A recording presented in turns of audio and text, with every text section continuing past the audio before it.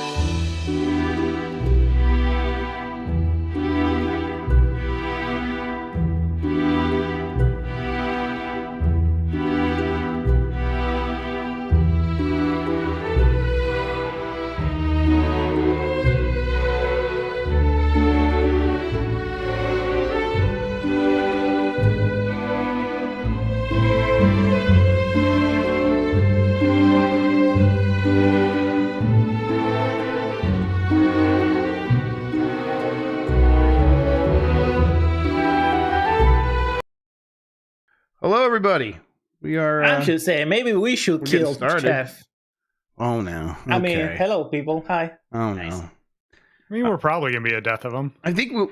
Well, I guess that wasn't really the first 30 seconds. I'm pretty sure you can't do a death threat in the first 30 seconds of a YouTube video and still keep your monetization. So. Yeah, Christian. Challenge accepted. Can we restart the stream? Start it over, everybody. All right. Nick Turbo agrees. Sorry for video for those 20 cents you're gonna do. Hey, listen, that's big money, and that goes far.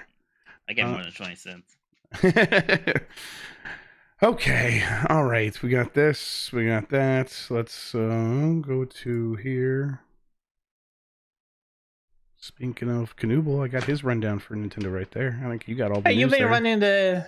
Yeah, it's okay. We're fine because the stream itself has been running for like Hey, you guys 3 hear me? minutes now. So Yeah, no, I know. That's what. You guys didn't hear that, did you? No. no, Routing.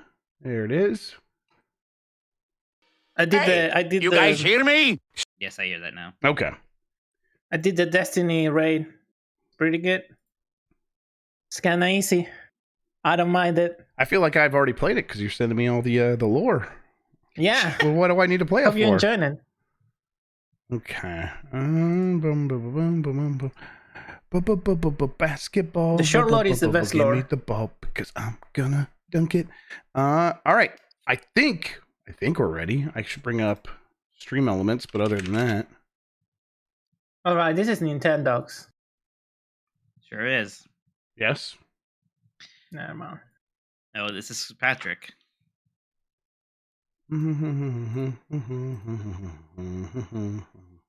Gonna dunk it. Okay. I think I'm ready, Mike. If you're ready. I'm sure I'm forgetting something, like tweeting. I mean, we can do that. Yeah, You just tweeting. tweeted. I can tweet whenever I want. Well, No, you I do just choose whatever not we to. want. preferably you should do it before the show starts. That's silly.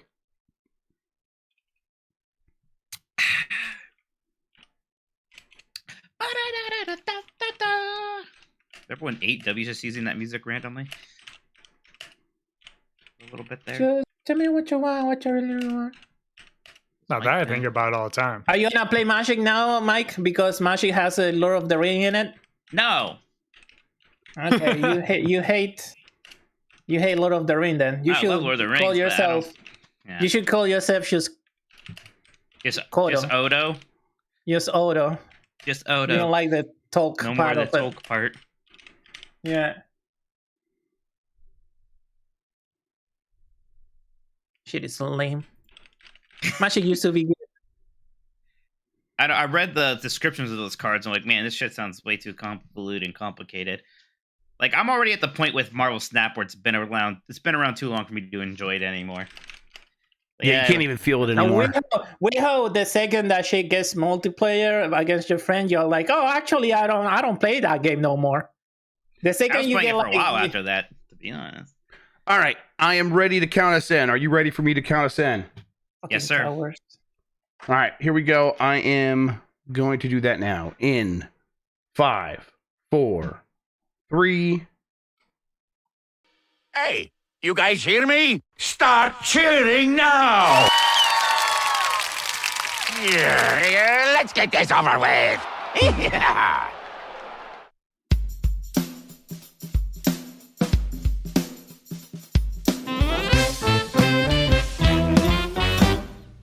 Woof woof! Hi, I'm Mike Minotti, and I'm a Nintendog. Hi, I'm Jeff Grubb, and I am a Nintendog. We are. Why do you say it like that? We are the last of the Nintendogs. Today, what does Doug Bowser know? Tell us what you know, Doug Bowser. And I feel like arguing with Jeff about Chris Pratt, but Let's fucking go. Let's go. How you doing, Jeff? I'm doing pretty good. I'm doing all right. The Bombcast today was a lot of fun. Jan's back and at it, so that was great.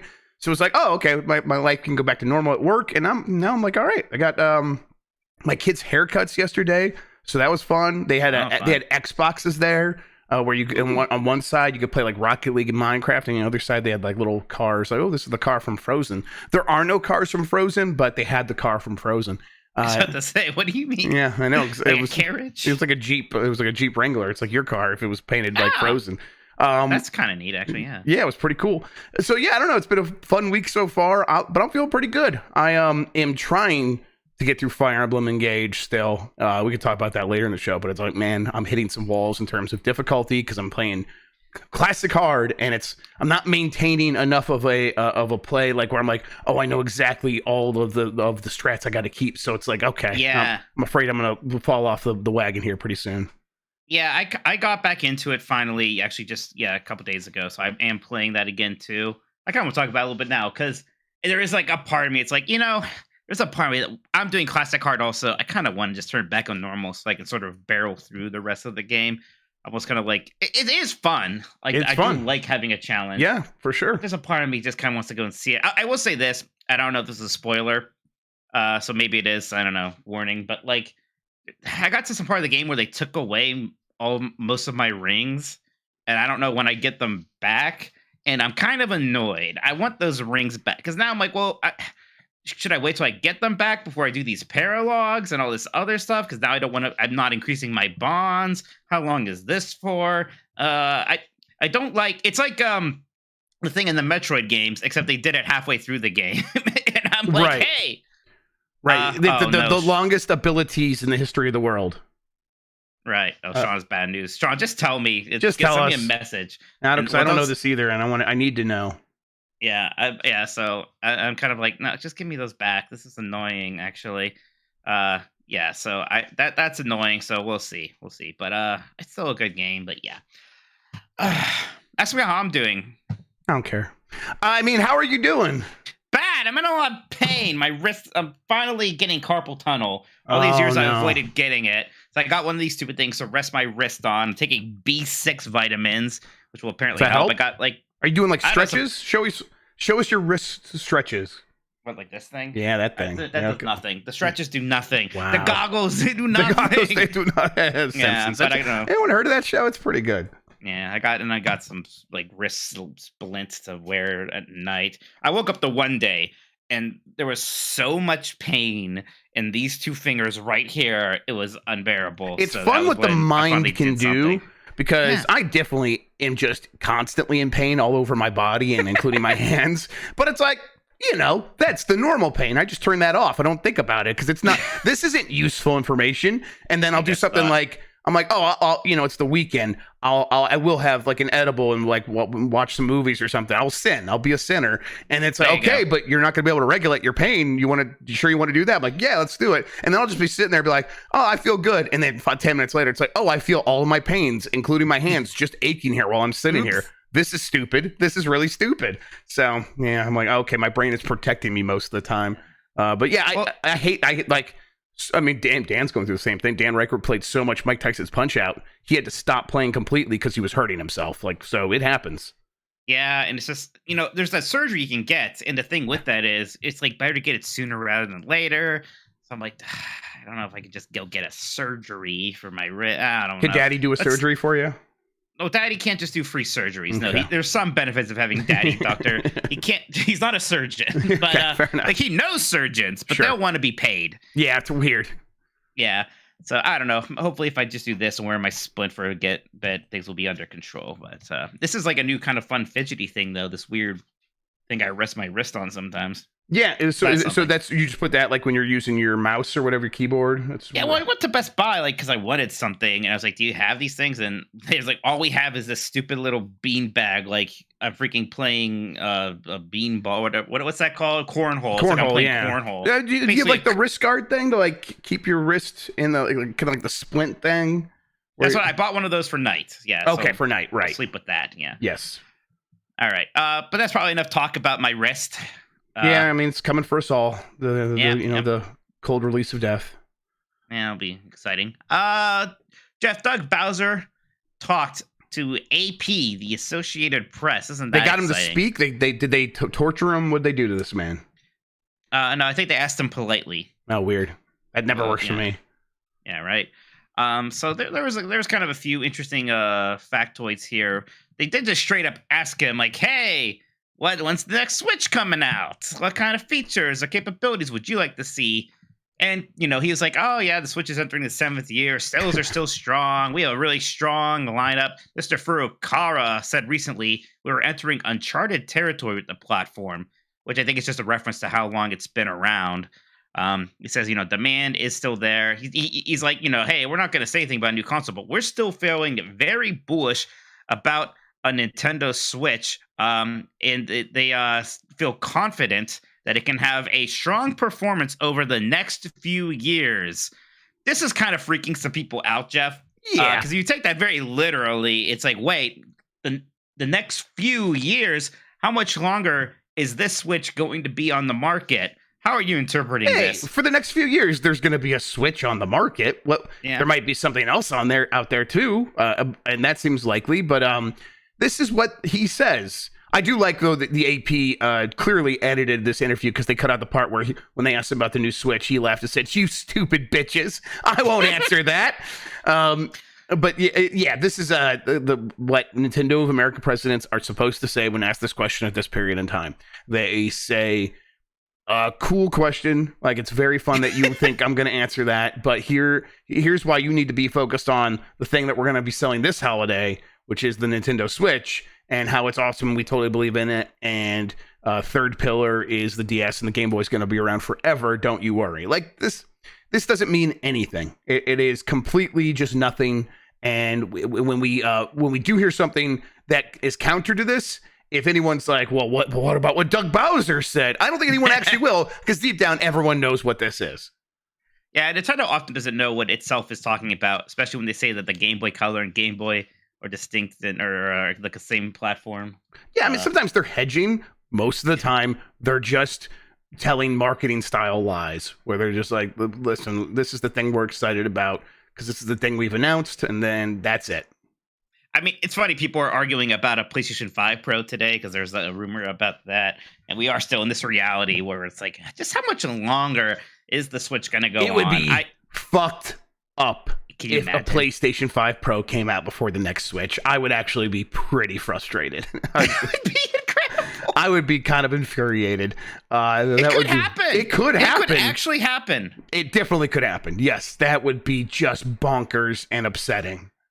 Wow, that's just insane.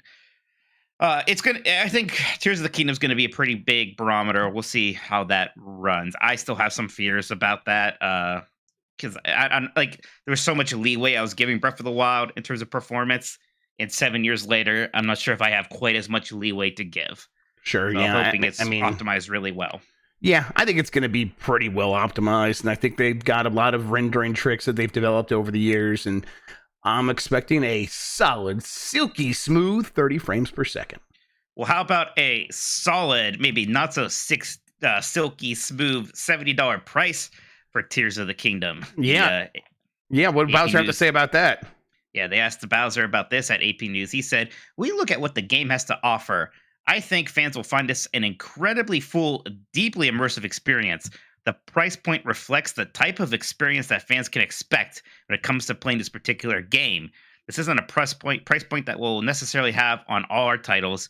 It's actually a fairly common pricing model either here or in Europe or other parts of the world where the pricing may vary depending on the game itself. So he's saying it costs $70 because it's better, Jeff, than the $60 games. I mean, look, I don't know what we expect him to say. I get it. You can't just be realistic. I almost wish this was one time where they can just say, like, yeah, market. I don't want to hear it's because, well, it's reflecting the value of the Zelda Uzi. Well, we know that's not real. That's not how they price anything ever. Because it's like if it reflected the value, some of these games that have been $60 would be $40, and other ones that were $60 that are much bigger maybe would be $70. But it's like, no, you price it what you can get away with. Metroid Dread's $60 because you want to put a flag in the ground that our games are going to be $60. Deal with it. And that's what this is. This is Zelda is worth at least as much as Horizon Forbidden West. Like, we believe that, and we want everyone else to know that that's what we believe, so deal with it. And it's like, okay, yeah, we get it. Yes, $7 games were going to happen eventually. The new Zelda, Falling Breath of the Wild, sure does seem like as good a time as any to at least test those waters, make that plunge, what have you. But, you're trying to tell me that this game has $30 more value than a Metroid Prime Remastered, whatever that even means, right? Yeah, exactly. And it doesn't mean anything. That's why it's so weird, because we know it's just a made-up measuring stick used by a marketing boss like Doug Bowser when he needs to talk to the AP and explain it to the normies. All right. Moving away from this Doug Bowser interview, Metroid Zero Mission screenshots have perhaps been found on Nintendo Switch Online. This comes from a leaker named Luigi Blood. Luigi Blood. Very good name. Who found some images tucked away in the Japanese version of the NSO app. And apparently there's also perhaps some signs of link cable style support here. There's some way that Metroid Fusion and Zero Mission could talk to each other. Right. Who would have ever done this? But it would have I guess it just unlocked extra art in one of the games in Metroid Fusion, I guess. We're going to get that, but we're not going to get the Fusion suit in Prime, which is what I really wanted to see. And that didn't happen. And I'm still a little sad about that, but whatever. This isn't shocking, Jeff. They put Fusion on there. Of course, Zero Mission was just also going to come out Not later. Announced yet, right? That's why this is news. Not announced. Right, so there was a bunch of games coming on Game Boy Advance NSO that we haven't gotten yet, like Fire Emblem, Golden Sun, so I think something else. But Zero Mission was not one of them, so it'll be coming, and I'll be excited. I played through Fusion pretty quickly, Jeff. That is such a fantastic game.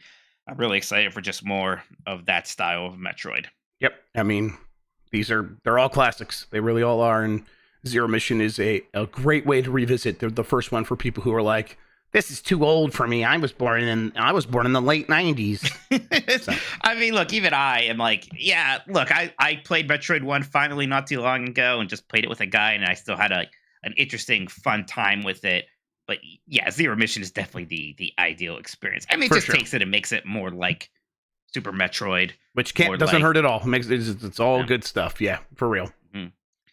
And it's, if in Metroid NES, it's really easy to get stuck. This one, perhaps a little too much, is just straight up like, here's where you go next. Fusion kind of does the same thing, and it doesn't really bother me. I'm fine with that, because you can still do a lot of getting lost exploration, just looking for items and all that stuff. Right. Yeah. All right, Jeff. Hey, Bayonetta Origins, Cereza. How do you say her name? Cereza and the Lost Demon. Cerveza. Reviews are out, Jeff. It is sitting at an 80 Metacritic right now with 54 reviews. Did we bet on this one with Wolf? I don't know if we did. He didn't tag us on anything. Was this announced when we did that? Maybe this. This was announced. Yeah, this was announced late. This was the one thing they announced at the Game Awards. Oh, remember? the Game Awards. Okay, yeah, huh? Oh, wow. All right. Yeah. Silicon Air gave it a 90 and said Bayonetta Origins is a gorgeous look at another side of one of Platinum Games' most beloved characters. It's a game that, at a glance, you might think wouldn't work due to the unconventional control scheme, but it does thanks to clever design decisions. Screen Rant gave it an 80. Said Bayonetta Origins, Cereze, and the Lost Demon is quite good. Great even when it's firing on cylinders. It's definitely one to check out for fans of the franchise, even with the dramatic shift in gameplay style. And then Metro Games Central gives it a 50, saying a peculiarly pitched spin-off that has almost nothing of interest to nothing to interest Bayonetta fans. Instead, offers an Okami light experience that is so undemanding it almost seems to run on autopilot. So pretty big spread on this one, Jeff. It seems like there's like a 60 from VGC here, actually too. I wonder if that's our boy Jordan. I'm gonna see who wrote this one right now. Yeah, I think he did. I can't remember for sure. I was looking at that. I was watching. watching. This is Matthew Castle. I was watching Wood beat 'em ups play it a little bit right before we were getting started here. He was playing through the demo, which I guess is a pretty beefy demo. It's about an hour, almost hour and a half, and then you can go right to the rest of the game if you want. So I think a lot of people should probably start there if you're unsure. It looks fine. Also, well, apparently we didn't do a Wolf prediction with this one. I would have said 80 though, so you could just write. I would have said exactly 80. You also, could just mark that down. You just mark that down for me. Thank you. I don't know what it is, Jeff. I still just have zero interest in this. I mean, there's so many games to be playing right now. I just, I mean, I talked about this on the Bombcast, but this Chia game, kind of coming out of nowhere for me. I saw it. I'm like, oh yeah, it looks a lot like Wind Waker. It's Zelda-like. It's just Breath of the Wild. It's Breath of the Wild that's like way more chill, but it has like way like cooler abilities to get around for the exploration. And like, I just got a code for that. So that's what I'm doing. It's just so hard. Like all these games, you know what I've been playing a lot of right now is freaking Anno 1800, a city builder for the PC that came out in 2019, I think, and it was just on sale, and it's great, and I could just spend 50 hours playing that. You know? Yep. It's messed up. Yep. And it's like these are games that aren't on like the list of games that we would have at the beginning of the year. Lots of games. Resident Evil 4, of course. Dead Space, a game that neither of us have really gotten to yet. The stuff with the Nintendo Switch Online stuff now that's like, oh, we were playing through. These are the things we would have said, we're definitely playing these before the year started. And now it's like, oh, now we're also finding games coming out of nowhere that we're playing on the side or that we just got the bug to play. It's like, man, okay, am I really going to put a game I haven't been too excited about on there out of a sense of obligation? I'm like, I want to go back to Pokemon Legends Arceus before I want to play Cereza, but I don't know. In 80s, not quite enough to move me, although it's higher than I thought it was going to get, honestly. Other than, of course, I would have said 80 for the Metacritic, of course. Right, but I mean, like, Bayonetta 3 got an 89, and even then, I haven't started that game. I was just like, I don't know. Need to play, if I'm going to play any of this, I would play Bayonetta 3 first, yeah. Yeah, so there's that. One more thing here, Jeff. Hey, the final Mario trailer did come out since we last did this. It was kind of fun. I'm definitely at that point where I'm worried I'm seeing too much stuff. I'm seeing too much of the fun stuff here, like Donkey Kong getting a firepower. Seeing a lot more of the Rainbow Road sequence and whatnot. Look, I'm sold. Which is, Mad Max, and it's like very clear that it's going to be an entire Mad Max sequence.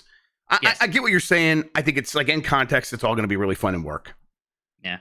We got a Luma show up, by the way. I still feel like I don't think we're going to like full blown get Rosalina or something, but I think there's a very strong chance Rosalina is a post credits thing. Yeah, instead of Wario, that's very easy thing to get people excited for the sequel is the we're going to space. Like, totally. Yeah. Well, I think in the one trailer or something, they already kind of referred to all the different places that Bowser's invading as galaxies, right? I think that's, it's because it's a isekai, right? So he's going to these different galaxies. Right. And he lives in the Manhattan galaxy. True. Okay. I guess. Yeah. Jeff, we also hear probably more of Chris Pratt as Mario than we have in any of these other trailers. Yeah, I didn't really pay much attention to it other than when I went back to listen for it. It was like, it's still Chris Pratt doing Mario. That's still weird. Yeah, well, it's a little weird. Jeff, I know you get mad at me when I say that it's fine. I don't. It's just here's why. Fine. Well, that's the problem. Is that I think the real problem is that I'm too much of a coward to tell you that I think it sounds good. Come on, it sounds good. What does that mean? He's doing exactly what I think I would want. If you're not going to be Charles Martinet, he's just doing a Brooklyn accent. That's all I need. It is, okay. He's doing exactly what Charles Day is doing. It's just him with a bit of a Brooklyn accent. I'm like, yeah, that's all I need. Look, I'm just saying, like, some of the Chris Pratt stuff's getting out of control. There was something, he was on some show, and he took a picture with the other people from the cast, and everybody was sharing it like, look at that fucking Chris Pratt just smiling. He can't even pretend he wants to be there. I was like, okay, everybody. Like, I get it. We're all a little sick of him. Right. It is a fun punching bag that maybe has become a little weird now at this point. Sure. I Honestly, I just came out of the trailer, just continuing not really to have an opinion about it because I think Backler's right. They minimize it. They have really he's got a line or two in this trailer.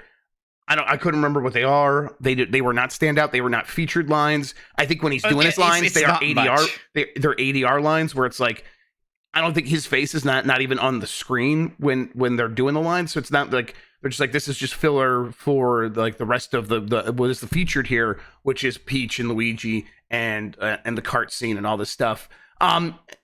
It's not going to hurt the movie. I've said this since the beginning. It's just not going to hurt the movie. So whether it's fine or good or bad, what does that mean? It doesn't really matter because it's just not going to be a thing that actually negatively impacts what seems like a really fun movie. Yeah, I'm very excited for this. I cannot wait to go see it. And yeah, it is fun to think about what is the stinger going to be. What if it's something real weird? I used to think it was going to be Yoshi, and then they showed all those Yoshis in that one trailer, so they took that from me. Darn it. Someday they're going to have to cast somebody as the voice of Wario, and that's just going to be that's going to be interesting. It should just be Chris Pratt. Like it's just doing that would actually be great. Do it. Yeah. If they're going to do it, if they're going to like have Chris Pratt be Mario, then he should also have to be like the evil Mario. Chris Pratt is with a shitty German accent. Yeah, whatever. I love it. Yeah. Oh man, that'd be good actually. Yeah. Jeff, that is it for the news. Do we need to take a break? We can take. Yeah, you know what? Let's take a quick break and we'll be right back, everybody. All right. Well, yeah, we'll have Manscaped on Decides on Thursday this month, so that's where we're doing that spot. But so we'll do it on Nintendogs next month, everybody. So look out for the balls talk to return. But right, yeah, I'm good to get back in this whenever you are. Yeah, we're going. Gosh, I forgot. I don't think we got any super chats yet because I probably should have said. I didn't even say anything about super chats. So you can bring us back in and talk about that. We'll bring back in and I'll bring that up. All right, I'm ready. And we are back. By the way, if you are watching live, please do hit that thumbs up button. We appreciate it. Helps more people find the show. Also, send in super chats if you want. You can yell at us. You can ask a question. You can tell us what you think about Chris Pratt. I'd be very excited to hear. You can also gift memberships on here now. Is that something that people can do? Is that a thing? Yeah, that was. I think that's a thing now.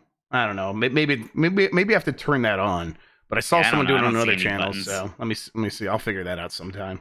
Yeah, we'll figure that out sometime. But for now, we have a bunch of questions here from the community, Jeff. It's question time. Yeah, question week here on Nintendogs. Let's do it. Jeremy Biff says, hello, Jeff. Making a life-size Garbodor plush Grubb and Mike. Jack Horner's sound alike. Minotti. Who's Jack Horner again? He's Jack Horner. That sounds so familiar. Yeah, Jack Horner. American paleontologist. Is Jack Horner the guy from 30 Rock? That's not who I'm thinking. That's not right. No, he's a paleontologist. Like he worked with T-Rexes a lot. He looks like a cool dude. He sounds like me, apparently. He looks like he fucks. I mean, it doesn't look like he doesn't have sex. Anyways, Jeremy Biss says, with the positive buzz around Bayonetta Origins, what Muppet Baby style spinoff do you want? For example, maybe a new puzzle fighter. Note, I did not know about the embargo date. Congrats for the 9s from GameSpot and IGN. This is actually the topic for next week. Is sort of similar to this, and I came up with this before, but what's another Nintendo spin-off game that you want? But it is kind of funny to think, what specifically, like, do you want a Muppet Baby style spin-off of, right? Ooh, yeah. Yeah, we had the Yoshis Island games. There's never been a game where you just straight up play as like the Mario babies. The one was it Yoshi's New Island where the whole gimmick was you had all of the babies and they had different powers. That seemed like such a good idea, but didn't actually work. Yeah, none of the stuff they tried at that time worked really. Because that was like when we also had like Super Princess Peach, and it's like, man, these are good ideas and they don't work, or don't make for a fun game at least. Yeah, so what Mario or what Nintendo franchise would I want a Muppet Baby style spinoff of, or is it just any game? I don't know. Give me Contra Babies, where it's just the little babies fighting against little baby villains and aliens and stuff. I'll take that. There you go. What the hell is Little Jack Horner? This is a nursery rhyme, is what Jack Horner is? Oh, is Jack Horner? Oh, from the Shrek or from the new Shrek movie? Well, okay, to be clear, the new with the cat with the sword. Oh, is that what I mean, if it's from the Shrek movie, it's probably based on an actual nursery Yeah, it rhyme. is. It is a nursery rhyme. It's, Yeah, it's not I haven't seen the new Puss in Boots Puss yet. in Boots. Sorry. There we go. Yes. That's the Puss in Boots villain. Does he sound like me? I find that hard to believe. Yeah, kinda. I see it. Okay, now I really see need it. to Wow. see this. All right. He looks really messed up, Jack Horner. So in that movie. Okay. I've seen some clips of him. All right, I'm excited for that. I want the game to be. I want to play as baby Samus. I don't want to watch my parents get killed by Ridley. Cool. Yeah, that would. Cool. Yeah, Casual says, Dear Jeff, wishes he had a British accent Grubb, and Mike calls having sex doing the hunka chunka menage. Cool. What's the last song / piece of music you sang in the shower? Be honest, love you. P.S. Jeff, do you ever catch yourself singing, Yeah, I want to dance with Minotti? Yeah, I want to dance with Minotti. That's pretty good. I like that. Now I will. Thanks a lot. Jesus. Yeah. I sing a lot of songs in the Yeah, me shower. It's too. hard to think what the last one was. Probably Shadowbringers, the song from Shadowbringers. Steph heard me singing something recently, and now I'm trying to remember what it was. I could probably ask her. She might remember, but she probably wouldn't. I heard that Steph saw that Xenoblade 2 character I sent you from one of our previous shows. Yep, she saw the bunny girl with the giant knockers and the butt sticking out. And what'd you think of that? She mostly just shook her head and just didn't believe me when I tried to explain how it got there. Yeah, she knew how that got there. That you sent it to me for work, because like that work related. That doesn't sound right. I like you had that window open because I was asking you tax questions. That's why you had that open. Yeah, it's really funny. Yeah, it's the truth. The question was basically, hey, I don't know where the form is that you sent me. You have to send it to me again. Yeah, it's we'll see if we can deduct that image from our taxes this year. Chuck 1991 says, can someone show Dan Reichert this official infographic showing the recognized difference between the progression-oriented and the more sandbox exploration style of the 3D Super Mario series, or as put by Miyamoto, casual and core games? That's interesting. It won't help. He's not using logic when he says things like Super Mario 3D World isn't a core Mario game. Right, and he'll just be like, no, I talked to Miyamoto about this, and he'll ignore that Miyamoto has said other things, and then he probably ignored what Miyamoto even said when he talked to him. The only thing he heard was Yoshi's Island is a core Mario game. So I just heard some old Dan Reichert clip where he thought that like once food was refrigerated, it kind of became uncooked, and, like, yes, unsafe to eat. He couldn't understand how it's like, do I have to cook it again? Well, hot food is cooked and cold food is uncooked. God. It's so frustrating because a lot of times he is like playing it up, and sometimes he's just that dead serious about it. That's incredible. Yeah, we'll get to the super chats after the podcast producer questions. Yep. Thank you so much. Keep them coming. I appreciate it so much. Laser Wolf says, hello, Jeff, American Badass Grubb, and Mike, Deadman Minotti. If Luigi turned heel on Mario, how would it go down? Luigi would be interviewing Mario in front of a fake barbershop set, and he'd grab Mario by the overalls, and he would throw him through the window. Yeah, that's about right. I think he'd also probably break into Mario's house, and the cameras would be rolling. This is probably not when someone went heel. This is just a moment I'm thinking of wrestling. You're just thinking of Stone Cold Steve Austin invading Brian Pillman's house with a gun? Yeah, and Luigi would have a gun, and Peach would be crying. Yeah, that's exactly right. All right, I like it. That's good, too. Screaming Madden says, hey, Captain Jeff Sparrow and Dr. Mike Malcolm, thinking about Yoshi's Island because of that one new Mario Kart 8 course. Is Yoshi's Island the Jurassic Park or Pirates of the Caribbean of video games? That the first game is the peak of the franchise, and anything after it has either been bad or nowhere near as good as the original. Huh. Yeah. Sure. Yeah. I think it absolutely... Yeah, that makes a also lot the of Jaws. sense. Yeah, Jaws is even better, because, like, there's, like, some Jurassic Park sequels and Pirates of the Caribbean sequels that are fine or okay. Right. Pretty much all the... I mean, I guess there's Yoshi's Story. Yoshi's Story is kind of like the Jurassic Park Lost World. Yeah, I don't even know actually. I don't know if Jurassic Park 3 is good or not. It's real. It's like Jurassic Park 3 is the Resident Evil 5 of Jurassic Park Yes, movies. it definitely is. Yeah. It's real stupid, but it's kind of fun anyways. I don't even know what to make of Jurassic World. Yeah, so you're definitely onto something, but yeah. 3 is the one where they. Which one's the one where they bring the Tyrannosaurus Rex back to land, and that's Lost World. That's Lost one where World. it becomes King Kong at the end. That's the one where you have the girl doing gymnastics, but it's like the tone shifts in that one are insane. So you have girl doing gymnastics to kill the first Velociraptor on screen in the series. And then you have like a guy getting ripped apart by 2 different T-Rexes. I don't know what to do with that. I just didn't know how to handle that, especially as like a 10-year-old who was dragged to it by his parents for some reason. It was really scared. Jedi Moss says, I've been playing through Metroid Fusion and Dread again. And one issue I see with both games is how aggressively they funnel you into the area you're supposed to be at to progress the story. I feel like this undermines the open-ended exploration you're supposed to feel in a Metroid game. Do you agree with this? What other changes or new features do you want to see for the next 2D Metroid game? I don't really mind. I mean, it definitely does that, right? It does do that. But is it a problem or not? I think for me, it's borderline in both games. It's close to being a problem, and I think sometimes it steps its toe into being a problem. It is not something that really ruins the overall experience, especially if you go into them knowing that's the kind of Metroid game they are. I just hope that they can maybe do a little oscillation between, okay, sometimes we're that, sometimes we're going to be the one where you're going to get a little bit more lost, and we will go back to the one that's going to shovel you in the right direction, like a little bit more forcefully, but we're going to keep going back and forth. I'm kind of hoping they land there somewhere. Right, because I mean, at least when they're doing that, you're constantly going through old areas, and so you have a chance to be like, well, I've been over in this side here. I know I should go right, but since I'm here, I should go left.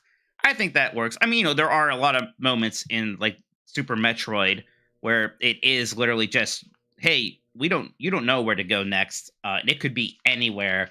And there is something fun about that, but I'll be honest, sometimes after a while, I'm like, all right, I'm just going to look up online where to go.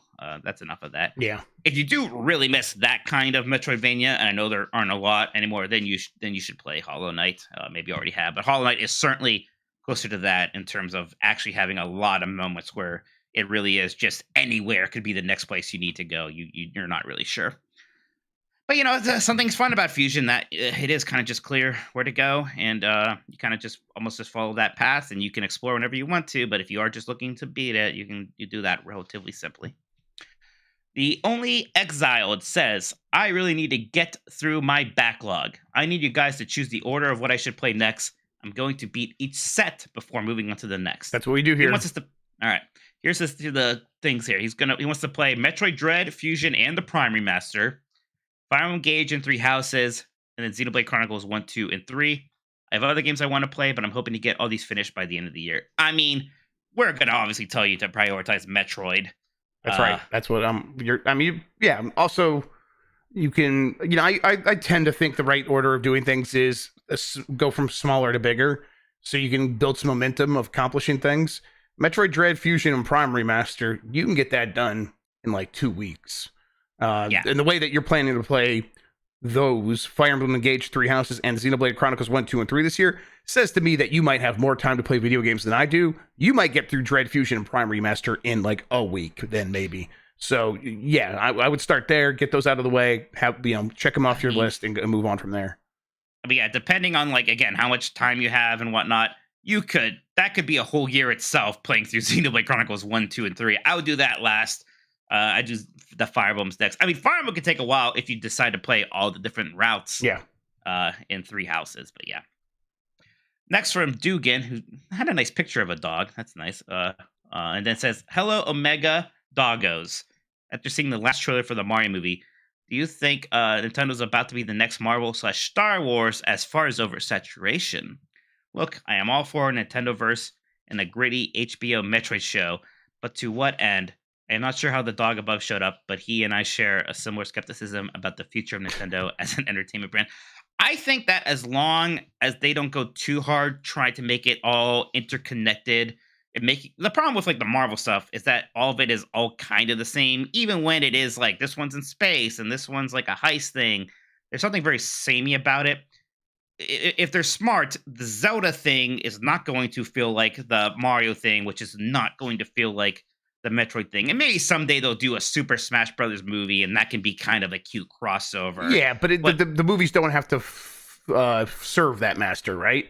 They can be their own things, and if it turns out, if they all come together in Smash Brothers, we just explain it's like, oh, when you're in the Smash Brothers universe, you get the same look, if that's what they need to do. Whatever. Yeah, exactly. Like that freaking last Space Jam movie, right? Yeah.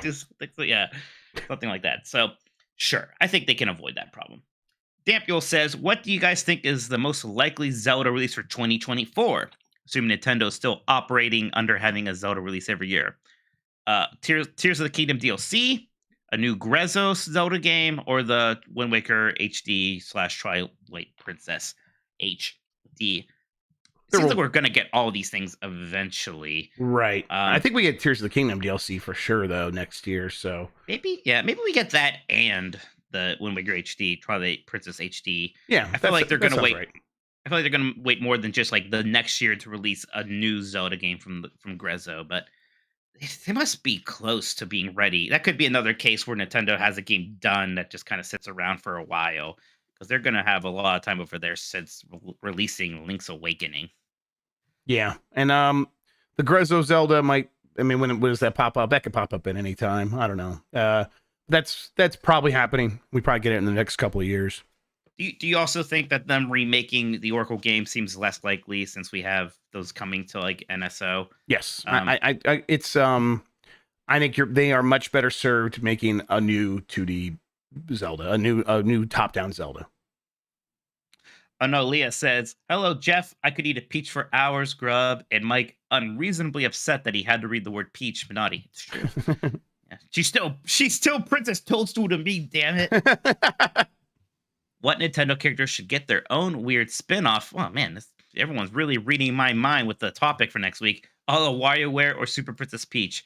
For bonus fun, what non-Nintendo character could team up with them? Yeah, this is kind of what I want to do for the topic next week. So I'm almost a little afraid to answer this because I think this is going to be the big one we're all going to be answering next week. But since we talked about non-Nintendo character to team up with them, what would be a non-Nintendo character that should have teamed up with baby Bayonetta? Oh, actually, I have a good answer. Never mind, Jeff. I don't need you for this. It should be Ashley from the WarioWare games because she's already a little witch character. Ooh, that's good. Yeah, right? Huh? I like that. There's more of those WarioWare characters that should just have their own games, to be honest, because they're all very good. Especially Ashley's very good. Yeah, it's There's time. a song I should be singing in the shower is Ashley's theme song, right?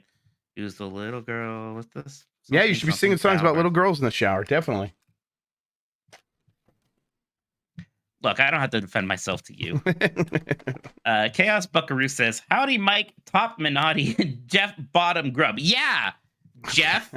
Okay. You're Chaos my Buckaroo. bottom. Okay, Chaos Buckaroo. I'm going to top you. Okay. Like a real daddy dom. Okay, all right. That's what you get. Say yes, daddy. Yes, daddy. I didn't like that. No one's liking this. This is the worst episode we've ever done. What was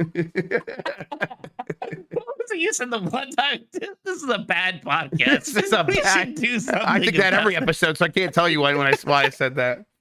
This is a bad podcast. This is a bad podcast. Anyways, Jeff Bottom Grubb. Yeah. Chaos Buckaroo says, I watched Mike's console ranking video. This man ranked the any goddamn S above every HD console save the Switch. Sounds right to me. Mike, you are not just a boomer. You belong in a home under supervision. I now have to start every podcast and stream wondering if this is one of Grandpa's good days or bad days. Also, I just played Pikmin 3 for the first time, and yes, Grandpa Mike, you should play it. I don't know. Okay. Oh, geez. Well, I think I might need to be topping Chaos Buckaroo. So, Jeff, I mean, okay, what HD consoles would you put above the NES, Jeff? So, I mean, the HD consoles would be we're talking about Nintendo HD consoles, right? No, I did all the consoles. I ranked all the consoles. The only HD console from anybody, apparently I had above the NES, is the Switch. And, yeah, that sounds right. I would put the Xbox 360 above the NES, I think, but just that, I think. Yeah, I think I had the Xbox 360 pretty close. My issue with the Xbox 360 is just that you don't actually want to play any of those games on an Xbox 360 anymore. Sure. Whereas, like, with the NES, actually, that's the best way to play those games still somehow, right? Yeah, that's fair. I like that, but I don't know. I would have the NES very high as well. I should just do this list so we can see. Yeah, you should do somewhere. Come on, it's the NES. I have to. This is how old I am now. I have to defend the NES and explain why on it a was Nintendo good. podcast. Just deal with it, everybody. This is why we do this show. Oh boy, Kink says, "Hey Jeff, Dommy, Grubb, and Mike, Mommy, Minotti. What? It's got reversed." Yeah, here we go. Yes, let's let me get my whips out. You don't have any whips, Jeff.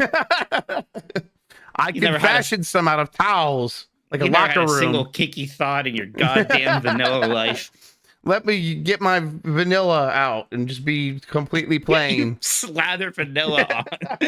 With the leaked Switch 2 specs, it appears the console could be decently formidable. What are the chances of companies like EA releasing multi-plat games on a Nintendo console again with feature parity? Wait, are there leaked Switch 2 specs? Probably not. No. Wait, what is this? What does he say here exactly? Let's see here. Listen to this. With the leaked Switch 2 specs, and where is it? It seems like a console could be decently formidable. What are the chances of companies like EA releasing multi-plat games on a Nintendo console again with feature parity? I think that the leaked specs are referring to.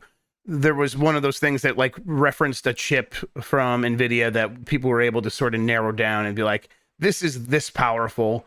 And it's, about like a much better Steam Deck is basically where it's like landing. But we just have no idea really still. But let's just say that's right.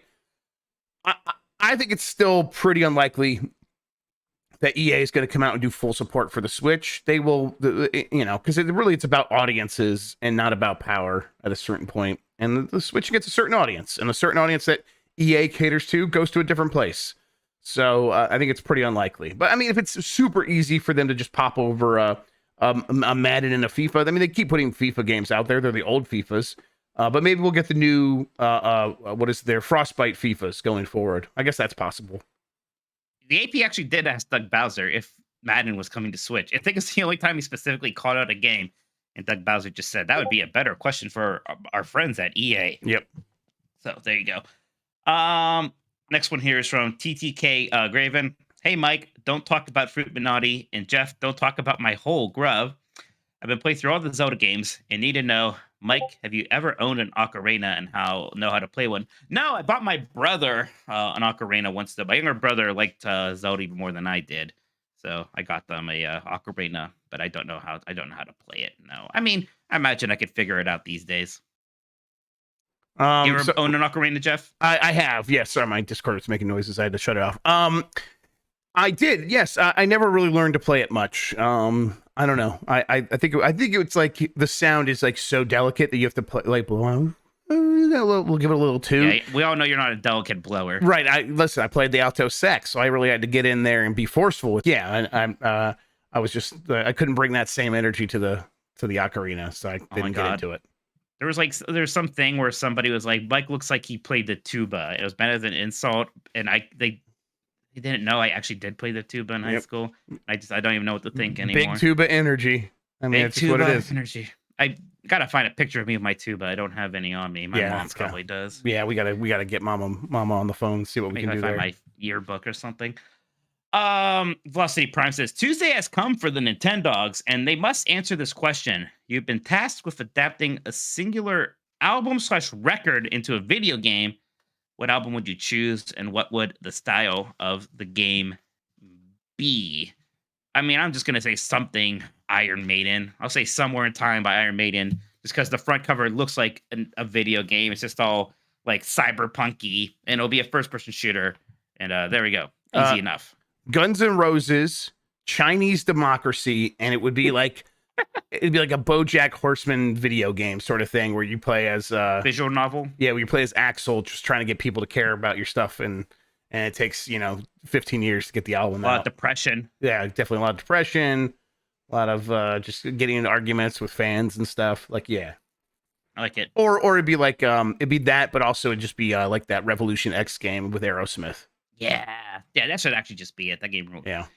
Big Tony says, "My dogs, I love what you guys are doing on Game Asides, but feel Mikey was robbed twice. And he plans on doing the next draft anonymously to remove any bias. Also, don't forget Tony Hawk this time. Thanks." I mean, if we do it anonymously, there's no content. Like, well, we put it on draft- Twitter.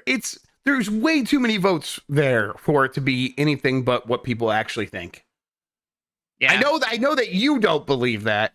I kind of don't. We'll see. I mean, I'm aware. I thought about asking you to tank the next one just to see if you won any. That'd be fun. Content. Okay, yeah. That'd be bad content. Are we doing that on Thursday? Are we doing the GameCube? Haven't decided, but era? maybe, yeah. What did we do that last week? What did We didn't do it last week. Yeah, week so we probably did 2 are other doing games. it this week. Yeah. All right. We might do that. Maybe we'll do a Mount Rushmore next week. So then, and then we'll come back to something that I drafted the week after that. But yeah, we'll do a draft this week. We'll see. If I lose every single one, then yes, I am going to completely believe that everyone is mean and hates me. You're drafting first again, huh? Well, yeah, because I lost. Honestly, I've already been thinking about this quite a bit, but there's no obvious first round draft pick. I think in that generation, there's a lot of like big top tier games. So I'm not even sure what I'll pick first yet. I have to think about it. Okay, here now. Jump Matt says, "Hey Jeff, Game Leaks Grubb and Mike at Disney dumps Minotti. What do you find more comfortable, the Steam Deck or the Switch with your grip of choice?" I don't even need a grip with the Switch. And Says I think the man Switch with is pretty wristbands.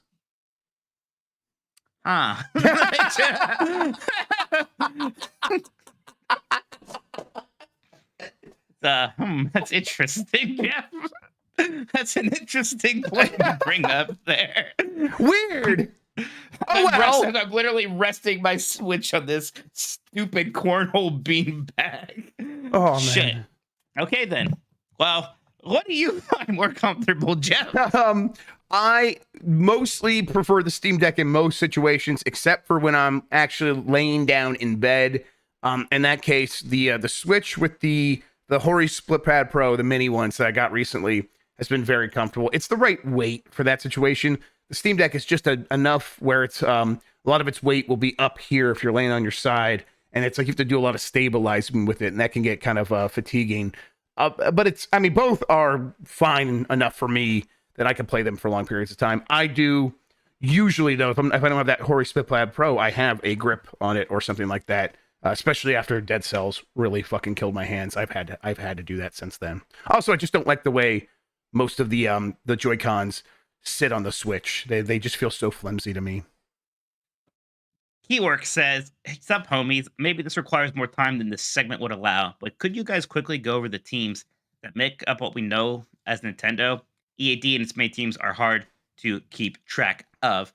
Jeff, I know you got really interested in this last time we kind of talked about this. I don't know if you want to pull that up or... Yeah. Give me a second.